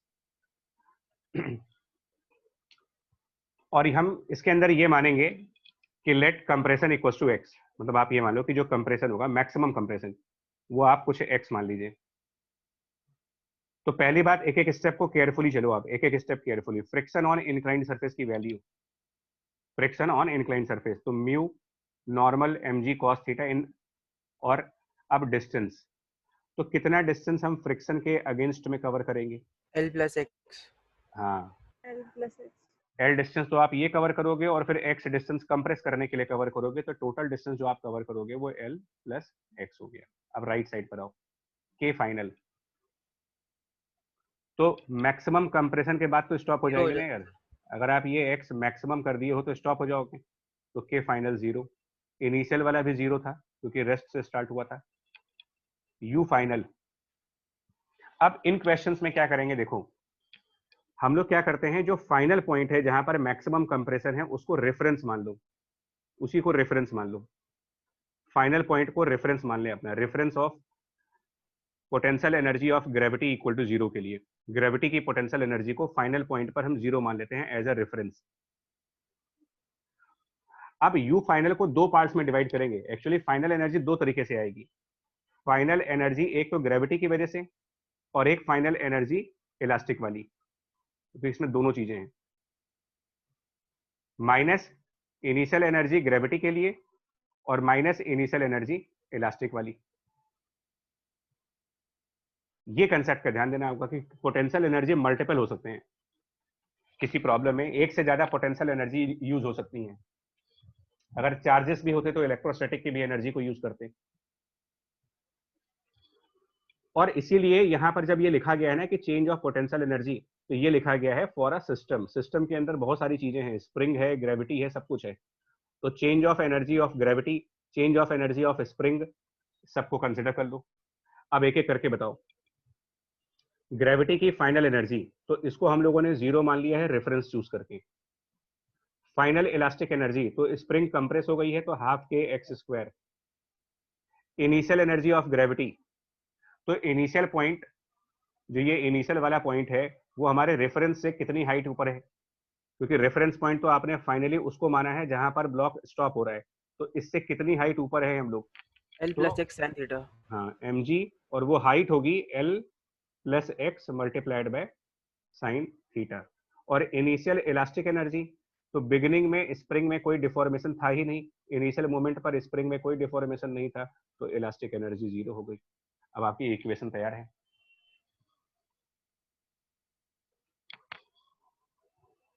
बोले भाई। जी सर। अब समझ में आ रहा है इस पावरफुल का, इस इक्वेशन की पावर क्या है, मतलब ये जो लिखा गया आपके सामने, इस इक्वेशन से आप सारे क्वेश्चंस को डील कर सकते हो। आई मीन प्रॉब्लम आप लोग के साथ क्या होता है, देखो कि हमें पहला स्टेप नहीं मिलता क्वेश्चन करने का ना, यही तो आपका दिक्कत है कि फर्स्ट स्टेप क्या होगा क्वेश्चन करने का। तो तुमको अब इतना तो सिंप्लीफाई कर दिया कि इस टाइप के क्वेश्चन का पहला स्टेप तो यही है, जो आपकी इक्वेशन है, फर्स्ट स्टेप ही यही है। और इसके बाद तुम्हें क्वेश्चन को पढ़ करके, क्वेश्चन को रीड करके और एक एक करके इसमें से सारी वैल्यूज को एंटर करते जाओ कि एफ क्या है, डी क्या है, के फाइनल क्या है, के इनिशियल क्या है, यू फाइनल क्या है, यू इनिशियल क्या है। फर्स्ट स्टेप आपको बता दिया, फर्स्ट स्टेप के बाद सिर्फ डेटा एंटर करना है। सर पिछले वाले क्वेश्चन में जब ब्लॉक एंटर कर रहा होगा तो उसमें फ्रिक्शन कितना लग रहा होगा, मतलब जैसे आधा ब्लॉक एंटर कर रहा होगा तो म्यू एम जी लग रहा होगा। अब देखिए इनमें हम ब्लॉक को पार्टिकल मानते हैं, साइज ऑफ ब्लॉक कंसिडर करते ही नहीं है मैकेनिक्स में यहाँ पर, तो आधे और पूरे की बात ही नहीं करेंगे हम लोग। Block as a particle treat कर रहे हो इन सब क्वेश्चंस में आप। अगर हम ब्लॉक का साइज कंसिडर कर लेंगे फिर तो एक प्रॉब्लम दूसरी हो जाएगी, फिर वो एक डिफरेंट टाइप की प्रॉब्लम बन जाएगी। तो वो हम रिजिड बॉडी डायनेमिक्स अलग चैप्टर है वहां पर करते हैं, रोटेशनल मैकेनिक्स में, जहाँ पर बॉडी को रिजिड बॉडी मानते हो। ठीक है।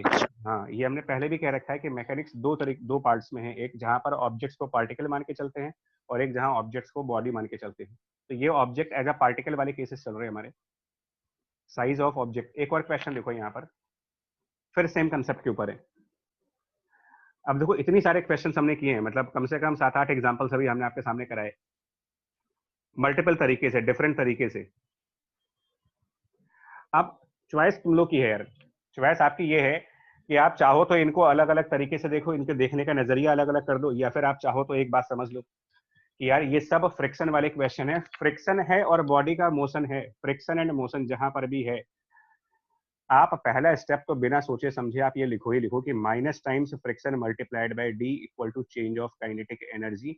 लेकिन मैं बार बार बोल रहा हूँ यहाँ पर सिस्टम्स आएंगे, इंडिविजुअल्स की बात नहीं होगी। And change of potential energy for the system. And potential energy में मल्टीपल फॉर्म हो सकते हैं, पोटेंशियल एनर्जी में ऑल फॉर्म्स को लेना पड़ेगा आपको, all forms of potential energy. Potential energy के भी कई सारे फॉर्म है, ग्रेविटी, इलास्टिक, कूलम्स लॉ वाला। तो जो जो क्वेश्चन में लग रहा है वो सब कुछ काउंट करेंगे। तो सबसे पहले बात करो इसमें फ्रिक्शन कहां पर है। देखिए अब क्वेश्चन पढ़ते हैं, हमको पता है कि पहला स्टेप यही आएगा। अब मैंने क्वेश्चन को पढ़ना स्टार्ट किया, देखिए कहां कहां पर।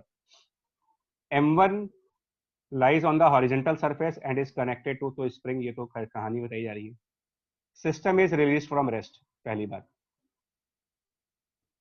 तो जो सबसे पहले आप change of kinetic energy of system की बात करेंगे तो उसमें basically final energy minus initial energy लिखना है।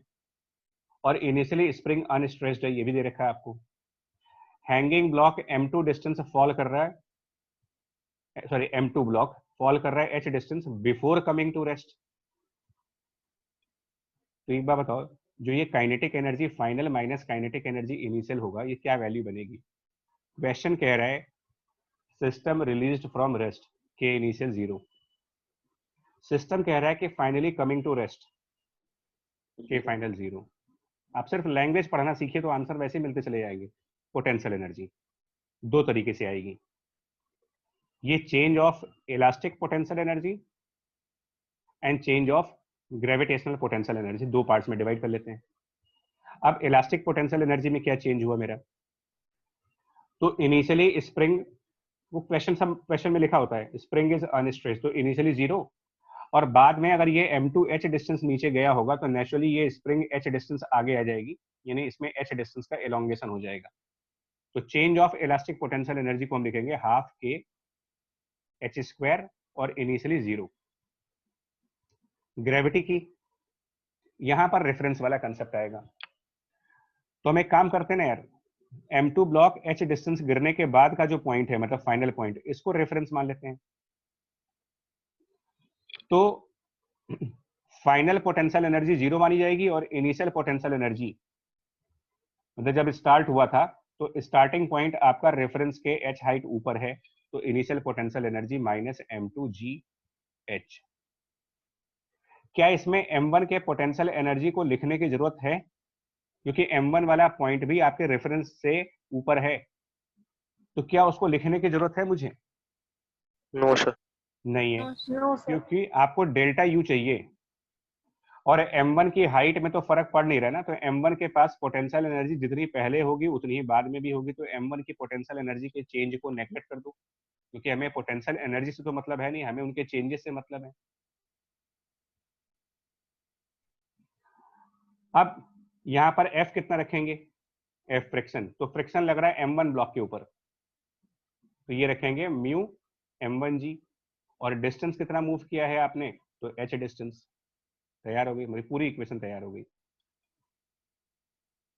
पूरी इक्वेशन इस क्वेश्चन के लिए तैयार हो गई कि इस पूरे में क्या बन रहा है आपका।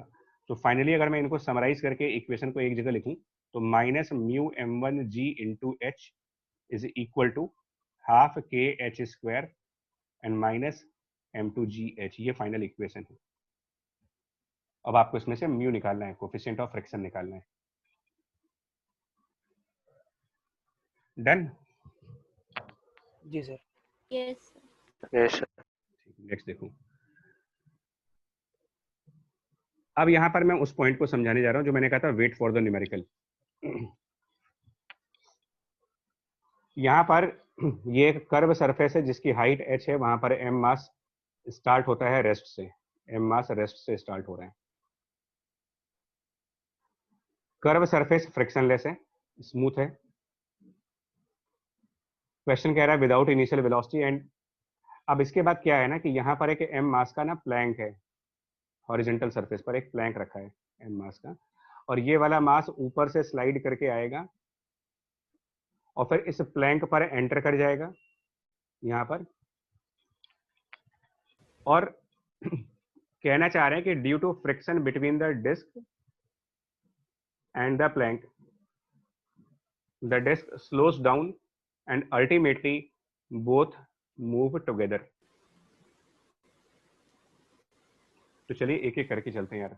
देखो सबसे पहले क्वेश्चन में एक एक करके आओ। सबसे पहले आप ये फाइंड आउट करेंगे कि ये जो मास है, ये जब ये यहां पर आया होगा, इसको अलग से डायग्राम में दिखाते हैं। ये इस टाइप से, मतलब यहां से एक m मास को अगर आप छोड़ते हो, स्टार्ट होता है, तो वो स्लाइड करके जब नीचे आएगा तो उसमें क्या वेलोसिटी होगी। सबसे पहले तो यहाँ पर वेलोसिटी निकाले इसकी कि क्या बनेगी, इसके बाद अलग है 2gh होगी, है ना। इसके बाद हाँ, इसकी वेलोसिटी निकालनी है, और इसके बाद यहाँ पर प्लैंक है, इसके बाद यहाँ प्लैंक है, m मास का प्लैंक है, लेकिन प्लैंक अभी रेस्ट पे है। तो सबसे पहले इसे छोटे वाले मास की वेलोसिटी निकाल सकते हो, और ये स्मूथ है, फ्रिक्शनलेस है, तो यहाँ तो एनर्जी कंजर्वेशन भी लगा सकते हो। एनर्जी कंजर्वेशन से निकाल सकते हो कि क्या स्पीड आएगी इसकी। और अगर ये h हाइट ऊपर था तो कंजर्वेशन ऑफ एनर्जी फॉलो कर लीजिए पहले वाले पार्ट में, तो mgh बराबर हाफ mv स्क्वायर। समझ पाओगे इसको कि नहीं, बताओ। जी sir. Yes v sir. Root 2, ये पहला पार्ट आ गया। अब इसके आगे कहा, अब इसके बाद ये वाला मास प्लैंक पर एंटर कर जाएगा, तो इसको आप एक सेपरेट न्यूमेरिकल के तरीके से देखो। एक सेपरेट न्यूमेरिकल के तरीके से ये देखो आप कि हमारे पास एक प्लैंक है m मास का, और उसके ऊपर एक और मास आया, उस प्लैंक के ऊपर एक छोटा मास आया जिसके अंदर एक वेलोसिटी है v रूट 2gh के बराबर। अब होगा क्या, क्योंकि छोटे वाले मास में वेलोसिटी है तो यहाँ पर एक काइनेटिक फ्रिक्शन लग जाएगा, छोटे वाले मास के ऊपर काइनेटिक फ्रिक्शन पीछे की तरफ आ जाएगा, और एक्शन रिएक्शन लॉ के हिसाब से बड़े वाले मास के ऊपर काइनेटिक फ्रिक्शन फॉरवर्ड आ जाएगा।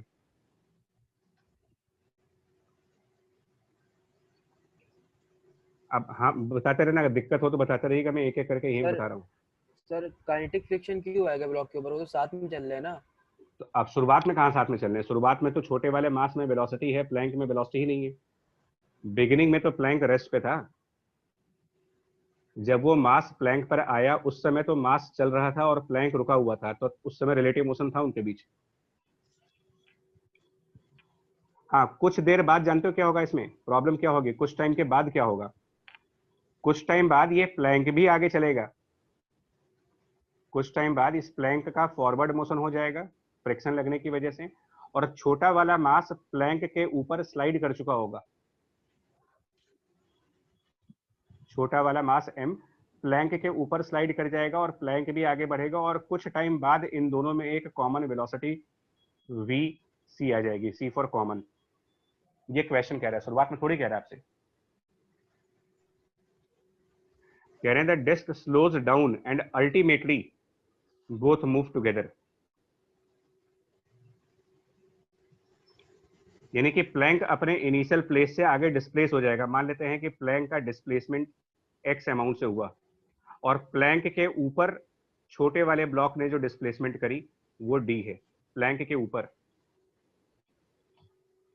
यानी छोटे वाले ब्लॉक का टोटल डिस्प्लेसमेंट ग्राउंड के हिसाब से कितना हुआ, छोटे वाले ब्लॉक का टोटल डिस्प्लेसमेंट अगर कोई पूछे कि ग्राउंड से कितना डिस्प्लेसमेंट किया उसने, टोटल डिस्प्लेसमेंट ग्राउंड, मतलब अगर ये डिस्टेंस की बात करें, तो एब्सोल्यूट डिस्प्लेसमेंट अगर पूछोगे तो एब्सोल्यूट डिस्प्लेसमेंट उसका x प्लस डी हुआ है छोटे वाले का। जी सर। क्लियर हुआ है प्रोसेस कि नहीं अभी? जी सर, हो गया। Yes sir. जी।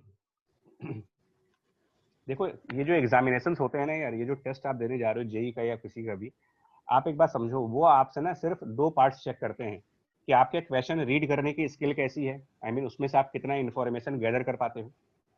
2 ही चीजें चेक की जा रही है, क्वेश्चन को प्रॉपरली रीड करते हो कि नहीं, क्योंकि इंफॉर्मेशन जो दी गई है वही चीज आपको उसमें से एक्सट्रैक्ट करनी है, और दूसरा कंसेप्ट कितने सिंपल तरीके से लगा सकते हो।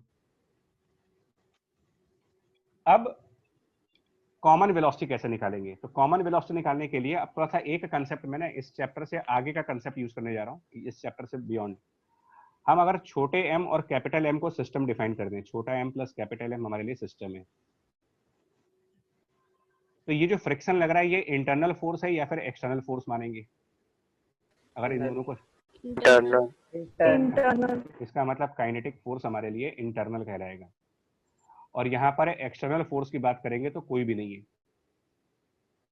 हॉरिजॉन्टल डायरेक्शन में। तो इसमें एक और प्रिंसिपल होता है कि अगर हॉरिजॉन्टल फोर्स अगर एक्सटर्नल फोर्स जीरो हो जाए तो आप एक और सिंपल सा प्रिंसिपल फिजिक्स में पढ़ते हो आगे, conservation of linear momentum for the system.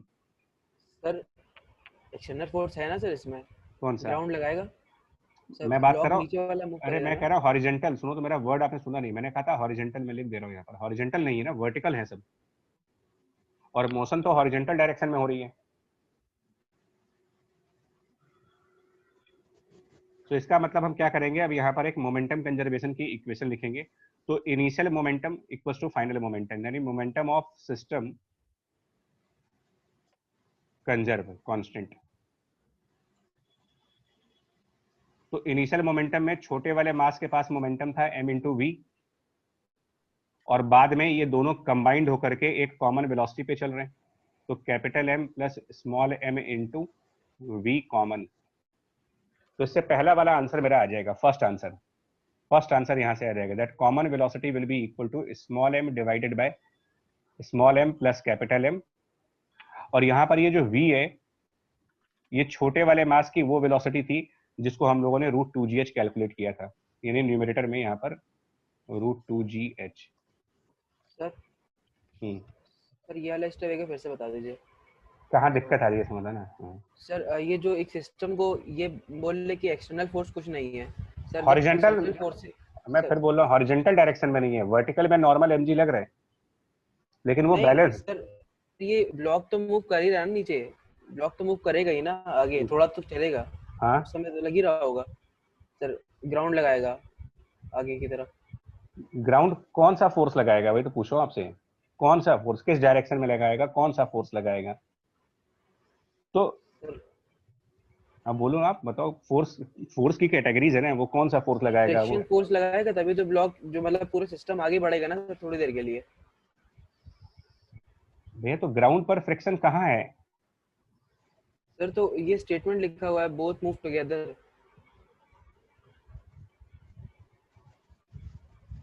अरे यार बोथ मूव टुगेदर हम मना थोड़ी कर रहे हैं, लेकिन क्या मतलब ये छोटा वाला मास प्लैंक पे एंटर करते ही वो साथ चलने लगे? तीसरा पार्ट भी तो देखो, find the distance moved by the disc with respect to the plank before they start moving together. इसका मतलब थोड़ी देर कुछ देर बाद वो एक साथ चलना स्टार्ट कर रहे हैं।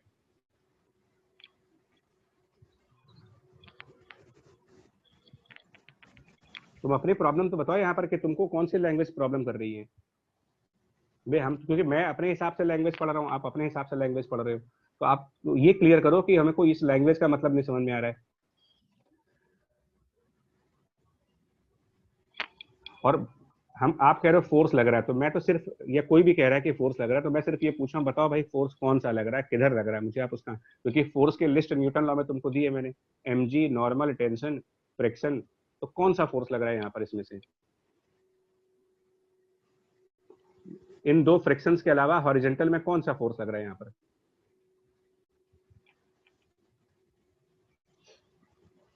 कोई नहीं। फिर इसीलिए मोमेंटम कंजर्व करा रहे हैं। Find the work done by the friction force. Next part. अब इसके लिए तुम्हें समझना पड़ेगा, इसके लिए मेरा फर्स्ट लेक्चर था यहाँ पर, जो फर्स्ट पॉइंट जिसको मैंने कहा था वेट करिए, ये इंपॉर्टेंट कंसेप्ट पे जा रहे हो अभी, ये वाला point, wait for the numerical, कि दो ब्लॉक्स का सिस्टम जहां पे भी होगा तो distance D means relative distance, इस कंसेप्ट को लगाओ। यानी क्या कंसेप्ट लगाने जा रहे हैं, देखो सर सब कुछ प्लान के रिस्पेक्ट में देखेंगे। नहीं बता रहा हूँ क्या लिखना है आपको, यहां तक के बाद अगला स्टेप क्या करना है वो देखो। नेक्स्ट स्टेप क्या करना है इसके बाद, यहाँ पर एक लाइन ड्रॉ या नेक्स्ट पेज पे लिखते हैं, वरना फिर आपको फिर से पढ़ते समय दिक्कत आएगी। अब नेक्स्ट स्टेप क्या होगा वो देखो, हम वापस यही इक्वेशन लिखेंगे, minus times friction into D equal to change of kinetic energy plus change of potential energy. But मैंने आपको स्टेटमेंट ये दिया था कि फॉर टू ब्लॉक सिस्टम, इस टाइप के जो न्यूमेरिकल्स आएंगे जहां दो ब्लॉक्स का केसेस आएगा, आप माइनस एफ और यहाँ जो डिस्टेंस लिखेंगे ना ये रिलेटिव कर दीजिए, और यहाँ पर change of kinetic energy of both blocks, similarly change in potential energy पूरे सिस्टम का। मैं स्टेटमेंट ये दे रहा हूँ, यानी कि प्रीवियस एग्जांपल में, प्रीवियस पेज पे सॉरी, छोटे वाले मास ने टोटल डिस्टेंस जो कवर किया है वो x प्लस डी कवर किया, प्लैंक ने जो डिस्टेंस कवर किया वो उसने x डिस्टेंस कवर किया। लेकिन जब फ्रिक्शन का वर्क कैलकुलेट करना होगा तो हम ना तो प्लैंक की एब्सोल्यूट डिस्प्लेसमेंट की बात करेंगे और ना ही छोटे वाले मास के एब्सोल्यूट मोशन की बात करेंगे।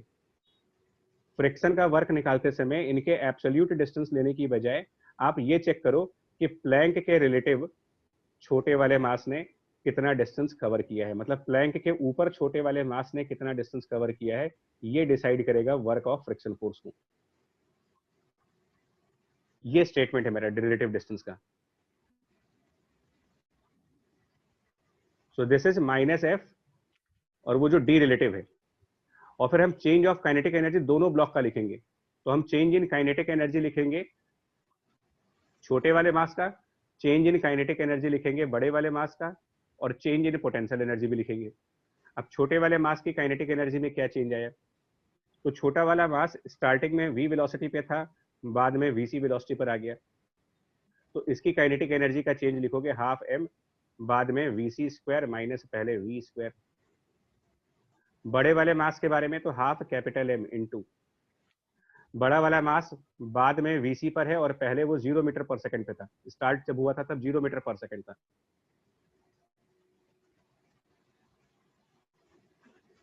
और plus change of potential energy.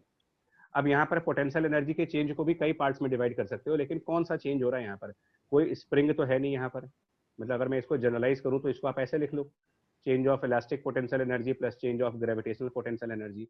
तो यहाँ पर ना तो इलास्टिसिटी की कोई एनर्जी है क्योंकि स्प्रिंग नहीं है, और ना ही ग्रेविटी में कोई एनर्जी आएगी, चेंज नहीं आएगी, क्योंकि ये सारे के सारे मोशंस हॉरिजॉन्टल डायरेक्शंस में हो रहे हैं, जितने भी मोशन आप देख रहे हो ये सब हॉरिजॉन्टल डायरेक्शंस के हैं। तो ना तो ग्रेविटी के पोटेंशियल एनर्जी में कोई चेंज है, ना इलास्टिसिटी वाले में, कुल मिलाकर के यहाँ पर 0, बस माइनस एफ। अब एफ की भी वैल्यू लिखनी पड़ेगी, एफ की वैल्यू, तो एफ कितना लगेगा ये भी देखना पड़ेगा। तो एफ की वैल्यू देखने के लिए क्या करोगे, फ्रिक्शन फोर्स जो लग रहा होगा यहाँ पर उसको तो हम सीधी सीधी coefficient of friction multiplied by normal लिखेंगे, और यहाँ नॉर्मल कौन सा लेंगे आप बताओ, कौन सा नॉर्मल लेंगे, जो ग्राउंड कैपिटल एम के ऊपर लगाएगा वो नॉर्मल लेंगे, या फिर कैपिटल एम छोटे वाले एम पर लगाएगा वो नॉर्मल लेंगे? सर जो कैपिटल एम छोटे एम वाले पे लगाएगा कितना होगा वो नॉर्मल, कैपिटल एम वाला ब्लॉक छोटे एम वाले स्मॉल एम जी, तो फ्रिक्शन को रिप्लेस करके minus mu small M G into D,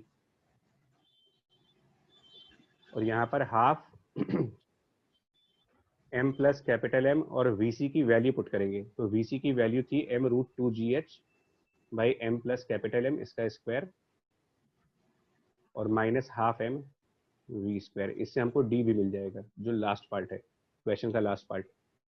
find the distance moved by the disc with respect to the plank before they start moving together. Before they मतलब पहले तो साथ नहीं चल रहे थे, पहले तो अलग अलग चल रहे थे, तो पहले डिस्क फास्टर था, प्लैंक स्लोअर था, तो डिस्क आगे निकल गया, प्लैंक पीछे रह गया, बाद में वो साथ चलने लगे। तो जब साथ चलने लगे उसके पहले तक डिस्क प्लैंक के ऊपर कितना मूव कर चुका है ये कैलकुलेट करना था, और इसी को हम वर्क में इंक्लूड करने की बात कर रहे हैं आपसे। अब वो स्टेटमेंट हो गया क्लियर कि जो माइनस एफ इंटू डी दो ब्लॉक्स के न्यूमेरिकल्स में जब लगाओगे तो यहाँ डी का क्या मतलब हुआ बिटवीन टू ब्लॉक्स के केसेस में? Yes sir. ये रिलेटिव डिस्टेंस हो गया। बट क्वेश्चन का कंसेप्ट अभी भी मेरा नहीं बदला, क्वेश्चन के कंसेप्ट को अभी भी वही रखा गया है, बस एक नई चीज इंट्रोड्यूस की है और ये नई चीज है, तो अब आप इस क्वेश्चन को इंपॉर्टेंट करके टैग कर लीजिए कि इसको फ्यूचर में भी रिवाइज करना है, क्योंकि इसके अंदर एनर्जी भी वो मोमेंटम का भी एक प्रिंसिपल लग रहा है। ठीक है, नाउ अब आते हैं कुछ 2-3 पॉइंट्स और कवर कर लें जल्दी से बस इसमें। तो ये फ्रिक्शन वाले न्यूमेरिकल्स हो गए, और पिछली क्लास में कंजर्वेशन के थे, इसको अभी आज के जो एग्जांपल्स है वो सारे के सारे फ्रिक्शन वाले हो गए कि फ्रिक्शन जहां इन्वॉल्व होगा, सिंगल ब्लॉक का न्यूमेरिकल, डबल ब्लॉक का न्यूमेरिकल, उसको हम किस तरीके से डील करेंगे कनेक्टेड बॉडी। हाँ जी सर, उसमें वर्क डन बाय फ्रिक्शन क्या था? मतलब वर्क डन बाय फ्रिक्शन बच्चा, अभी आप देखो वर्क डन बाय फ्रिक्शन यही तो है, जो माइनस एफ इंटू डी है यही वर्क डन बाय फ्रिक्शन भी है। अच्छा ठीक, यानी अच्छा कि तो पहले डी जब निकलेगा तो फिर वर्क डन, फिर मतलब एक तरीके से ये राइट हैंड साइड जो है ना, राइट हैंड साइड यही वर्क बाय फ्रिक्शन है। Okay sir.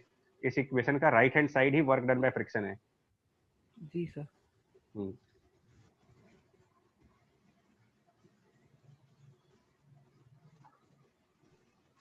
अब ये 2-3 पॉइंट्स और हैं यार, एक तो relation between the conservative force and potential energy, ये देख लेते हैं।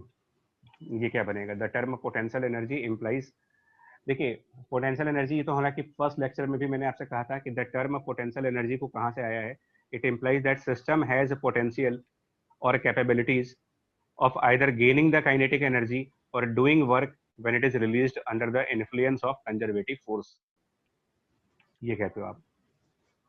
और डेफिनेशन अभी था डिफाइन, डेफिनेशन से ध्यान देना, जहां जहां डेफिनेशन और लॉ में फर्क होता है। डेफिनेशंस मतलब ये सिर्फ एक मैथमेटिकल कंसेप्ट होते हैं, डेफिनेशंस का मतलब मैथमेटिक्स, और लॉज का मतलब हो गया फिजिक्स। तो जहां डेफिनेशंस हैं उनको चुपचाप याद करिए, और जहां पर लॉज बोले जा रहे हैं उनको समझना होता है कि वो लॉ क्यों कहा जा रहा है। तो वो यही कहना चाह रहे हैं कि जो work done by the conservative force है वो minus times the change in potential energy है। Work of conservative force is minus times change in potential energy, ये कहना चाह रहे हैं। यही कंसेप्ट यहाँ लिखा है कि चेंज ऑफ पोटेंशियल एनर्जी मतलब you final minus U initial.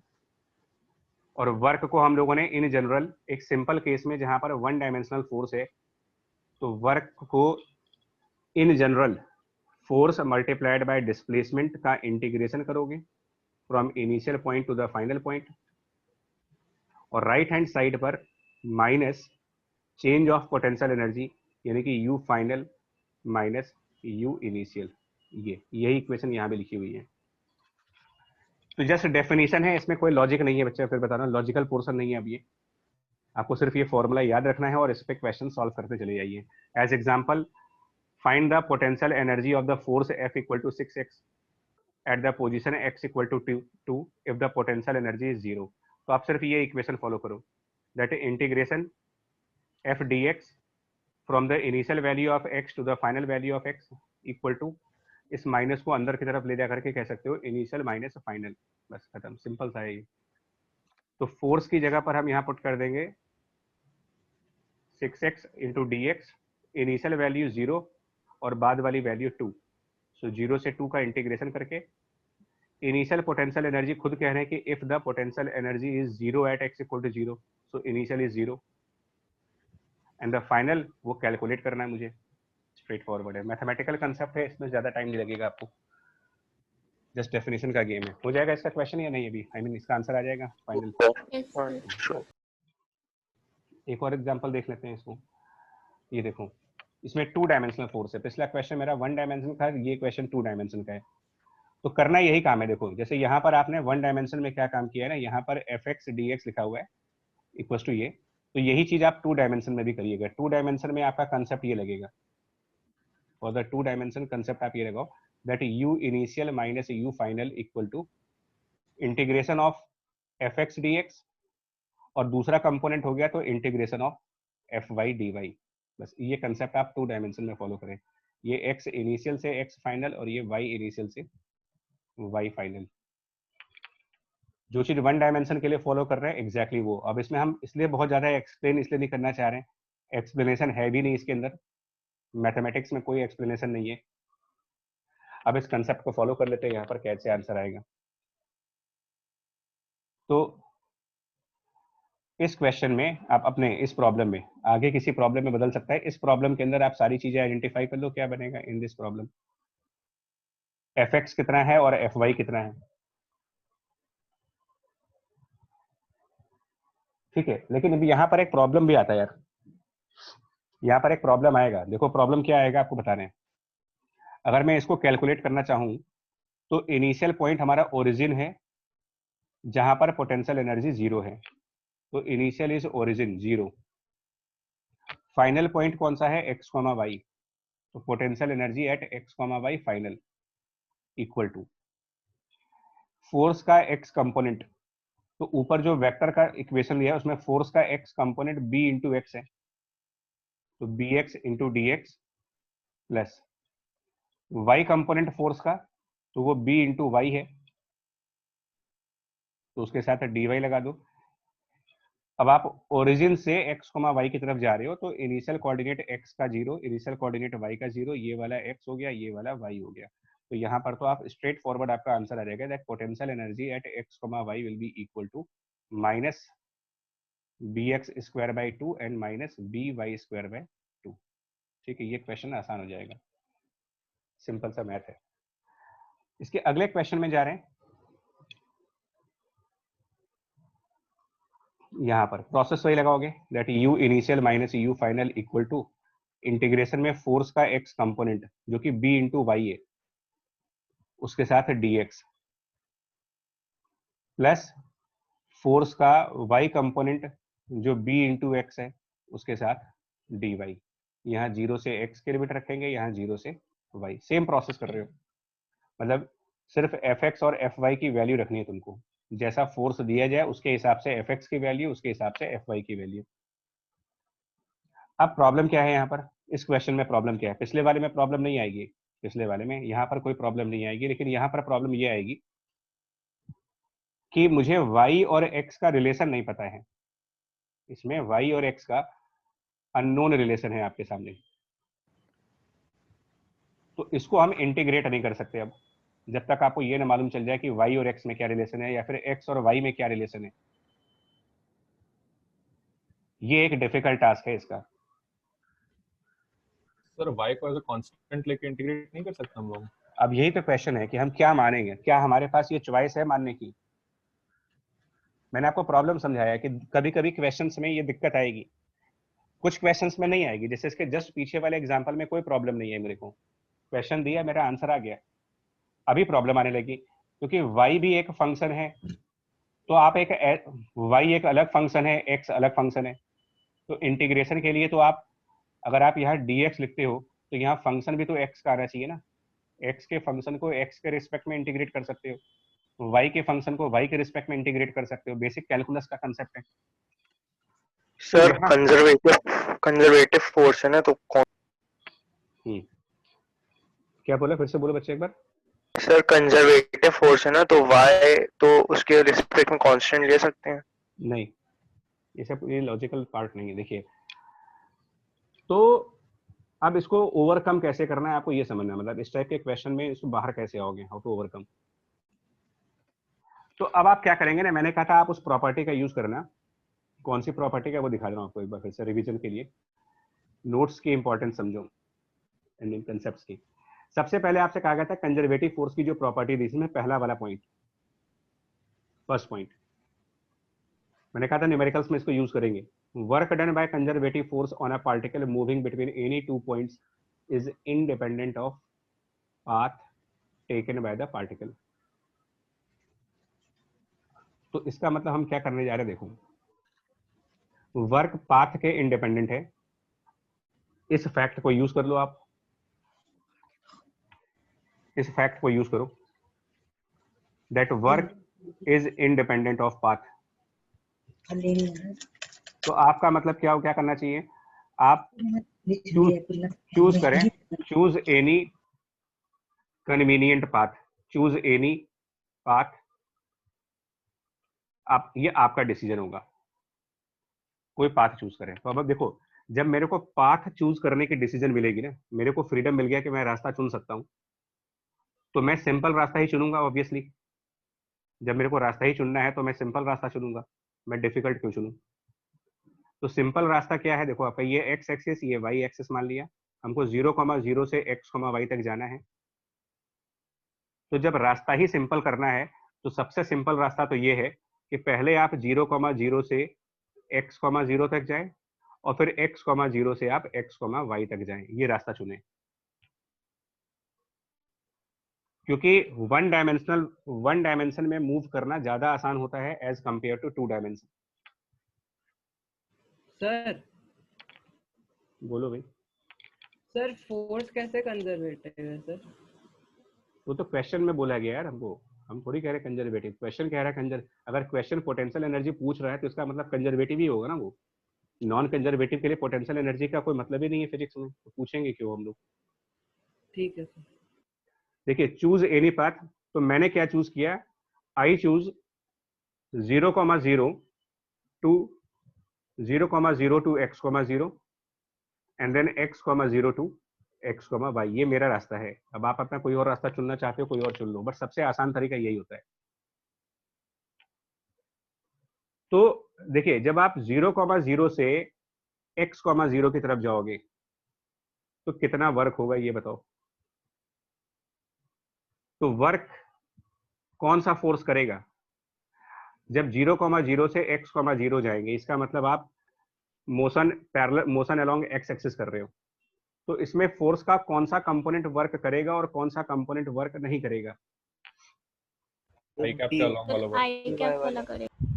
तो उसका मतलब वर्क निकालने के लिए मैं इंटीग्रेशन में फोर्स के सिर्फ एक्स कंपोनेंट को यूज करूंगा, यानी कि by dx को करूंगा। y कंपोनेंट से तो फोर्स होगा नहीं, मोशन अलोंग एक्स एक्सिस में आप कह सकते हो कि no work by F Y, force के y कंपोनेंट से वर्क नहीं आ सकता क्योंकि वो डिस्प्लेसमेंट के परपेंडिकुलर हो जाएगा। और जब हम 0,0 से x,0 जा रहे हैं तो y कोऑर्डिनेट की क्या वैल्यू होगी इस केस में। जब आप 0,0 से x,0 जाओगे तो इस रास्ते में, हाँ इस रास्ते में किसी भी पॉइंट पर y कोऑर्डिनेट की क्या वैल्यू है, कांस्टेंट 0। तो ये y 0 है ना यहाँ पर। भाई हमारे प्रॉब्लम क्या था, हमारे पास y और x का रिलेशन अननोन था, तो उसी को तो ओवरकम कर रहे हो, रास्ता चुन करके आप y और x का रिलेशन ला रहे हो। तो 0,0 से x,0 तक जाने में y कोऑर्डिनेट हर एक पॉइंट के लिए 0 होगा, इस पूरे रास्ते में y की वैल्यू 0 है, तो यानी पहला आंसर तो 0 हो गया हमारा।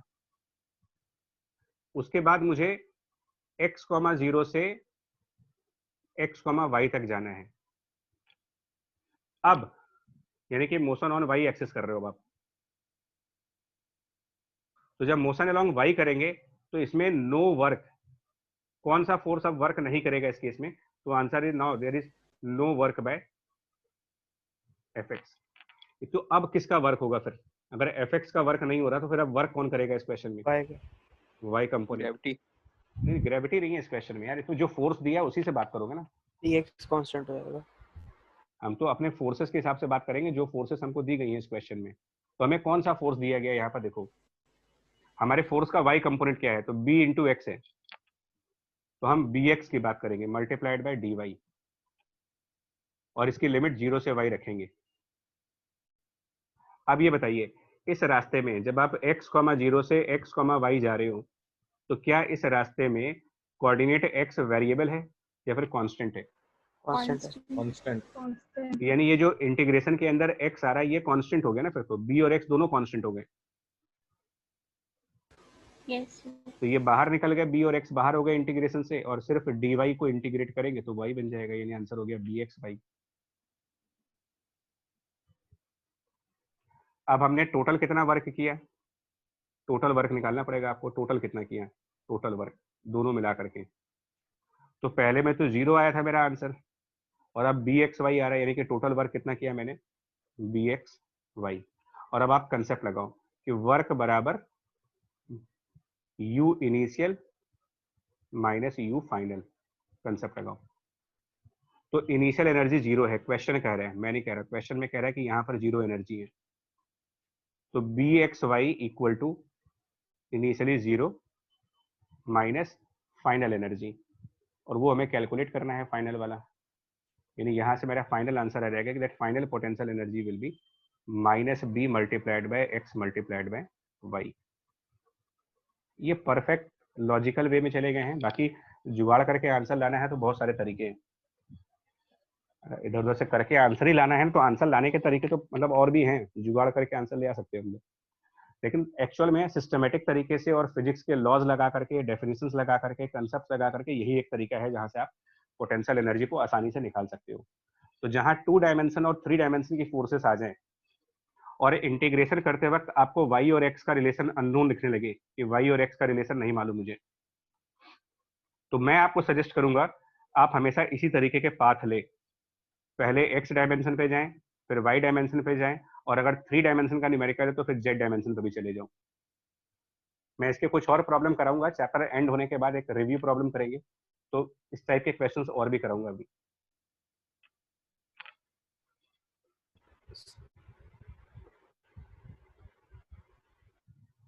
ये लास्ट पॉइंट हो गया, बस खत्म करेंगे इसके बाद। ये पूछा था अभी आप लोगों ने, मैंने कहा था एक और चीज बताएंगे आपको कि कैसे पता लगाओगे कि फोर्स कंजर्वेटिव है या नॉन कंजर्वेटिव है, checking of conservative non conservative force. तो find whether this force is conservative और नॉट। ठीक है जी, पता कैसे लगाएं यार कि ये फोर्स कंजर्वेटिव है या नॉन कंजर्वेटिव है? फिर अगर सारे पार्ट का वर्क सेम होगा तो कंजर्वेटिव। बिल्कुल वही सेम प्रॉपर्टी कि हम एक काम करने जा रहे हैं, इसको कंफर्म करने के लिए, मतलब ये डिक्लेयर करने के लिए कि ये कंजर्वेटिव है या नहीं है, तो हम 0,0 से और कोई पॉइंट x, y चूज करेंगे और 2 रास्ते बनाएंगे। हम 2 अलग अलग रास्ते से वर्क कैलकुलेट करेंगे, अगर सेम आया तो ठीक है, कंजर्वेटिव बोल देंगे, अदरवाइज नॉन कंजर्वेटिव कर देंगे। तो मेरे 2 रास्ते कौन कौन से होंगे? तो पहला रास्ता मेरा ये होगा 0,0 से x, 0 और x, 0 से x, y, ये मेरा पहला रास्ता है, पाथ 1। इसको आप फर्स्ट पॉइंट कह दीजिए, x, 0। तो ये आपका पाथ 1 है। तो पाथ 1 हमारा हो गया। फिर से देखो, पाथ 1 हमने चूज किया, ये 0,0 से जाएंगे x, 0 और x, 0 से जाएंगे x, y। तो यहीं पर इसका वर्क भी निकालो यार। जब 0,0 से x, 0 जाएंगे तो कौन सा फोर्स वर्क करेगा, और जब x, 0 से x, जाएंगे तब कौन सा फोर्स वर्क करेगा? फिर fx। तो पहले वाले में fx यानी कि y स्क्वायर, तो यहाँ पर y स्क्वायर dx लिखेंगे। और जब y एक्सिस पे ट्रेवल करेंगे तो फोर्स का y कंपोनेंट यानी कि x स्क्वायर वर्क करेगा, तो x स्क्वायर dy। अब इनकी वैल्यूज क्या होंगी? पहले वाले को 0 से x इंटीग्रेट करना है, दूसरे वाले को 0 से y इंटीग्रेट करना है। तो जब आप 0,0 से x, 0 जा रहे होगे तो y स्क्वायर तो 0 होगा ना, यस। क्योंकि फिर वही रीजन कि इन पर y कोऑर्डिनेट 0 है, यानी फर्स्ट इंटीग्रेशन 0। और दूसरे वाले केस में जब आप x, 0 से x, y चल रहे हो parallel to the y axis, तो x कोऑर्डिनेट वेरिएबल हुआ ही नहीं, यानी x स्क्वायर कांस्टेंट पैरामीटर होगा। तो इस कांस्टेंट पैरामीटर को बाहर लेके जाओ और खाली dy इंटीग्रेट होकर के x स्क्वायर y हो गया, यानी कि टोटल वर्क जो हुआ यहाँ पर वो 0 प्लस x स्क्वायर y हो गया। अब दूसरा रास्ता, तो दूसरा रास्ता कौन सा चुनेंगे भाई? देखो सेकंड रास्ता कौन सा होगा। सेकंड रास्ता ये देखो, 0,0 से पहले आप 0, y जाओ और वहां से फिर इधर आओ, ये दूसरा रास्ता है। तो हमारा पाथ 2 ये है, यानी कि पाथ 2 हमने जो चूज किया वो डिफरेंट किया है। 0,0 से 0, y जाना है पहले, और फिर 0, y से x, y चलना है। अब इसमें पहला वाला वर्क कितना आएगा? देखो फर्स्ट केस का वर्क, तो पहले y एक्सिस पे चलते हैं। तो जब पहले y एक्सिस पे चलेंगे तो y कंपोनेंट का वर्क निकालेंगे, यानी x स्क्वायर इंटू dy करेंगे 0 से y तक। और दूसरी बार x एक्सिस पे चलेंगे तो वर्क आएगा इंटीग्रेशन में फोर्स का x कंपोनेंट यानी कि y स्क्वायर इंटू dx, इसको 0 से x करेंगे। अब इसके इंटीग्रेशन क्या क्या आएंगे वो देखना है, लास्ट पॉइंट है। तो जब 0,0 से 0, y जा रहे हो, 0,0 से 0, y यानी कि x कोऑर्डिनेट 0 है, तो एक्स स्क्वायर 0। और जब 0, y से x, y जाएंगे, यानी कि y को कांस्टेंट मान के चल रहे हैं, तो y स्क्वायर बाहर निकल गया और dx इंटीग्रेट करके x बन गया। अब यहाँ से नेट वर्क निकालेंगे, तो नेट वर्क आ जाएगा 0 प्लस वाई स्क्वायर एक्स। अब आप बताओ ये कंजर्वेटिव फोर्स है या नॉन कंजर्वेटिव फोर्स है? Non conservative. क्योंकि दो रास्ते से वर्क निकाला, अलग अलग आ गए, बिल्कुल सही है, कंजर्वेटिव हो ही नहीं सकता। तो क्या यहाँ पर पोटेंशियल एनर्जी डिफाइन करोगे? डेफिनेशन था वो, डेफिनेशन लॉ नहीं है। सो आप बोलोगे potential energy can not be defined, क्योंकि वो नॉन कंजर्वेटिव के लिए होता ही नहीं है, उसकी डेफिनेशन ही कंजर्वेटिव के लिए है।